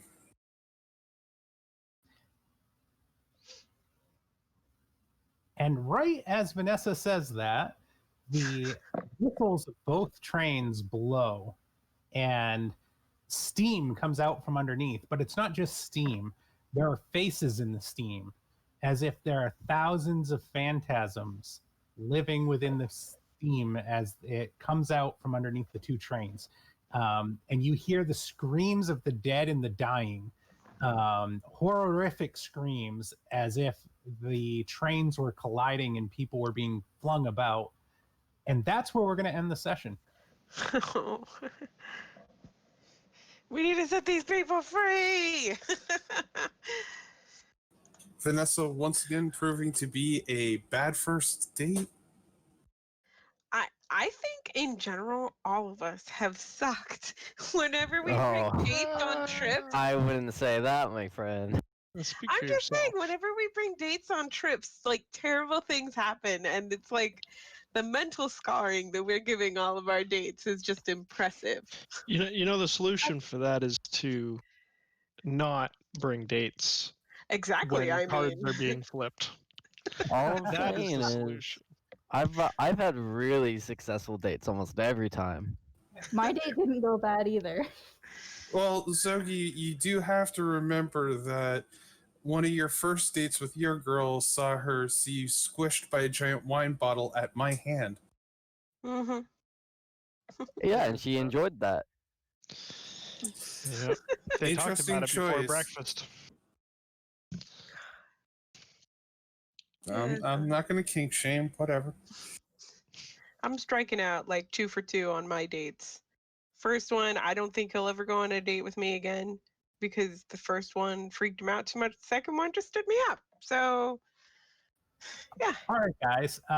So here's the deal. We only made it through roughly 50% of the story tonight. So I'm not going to do a post-session wrap-up because we've only made it through half of what the session was. So I am going to ask Ox if he minds if I run next week as well, and we will finish the session and do the post-mortem. What? Wait, what? So, you're not gonna just walk by that like you didn't just say that. We'll do the post-mortem afterwards. How's that sound? Sounds good. Like we're all gonna die. Yep. No, guys, don't worry about it. Don't worry about it. I've kind of got a sixth sense for these things. We'll be all set. It's the postmortem for the train. It's Yeah. fine. All right. Well, I hope you guys have had fun, and I hope I left you on a nice cliffhanger, so we're ready for next week. Yep, yep. Yep, sounds good. Works for me. I posted Yep. a nice dad joke in the Twitch chat and the Discord for anybody who's interested. Has to do with trains. Okay, we'll check that one out. All right. Well, I thanks think for a good session. I think we're good to call it a night. All right, Alright, have a see good you night, next week. folks. Thank you for the great Have session. a good night. Yep, bye. See you guys next week. See ya.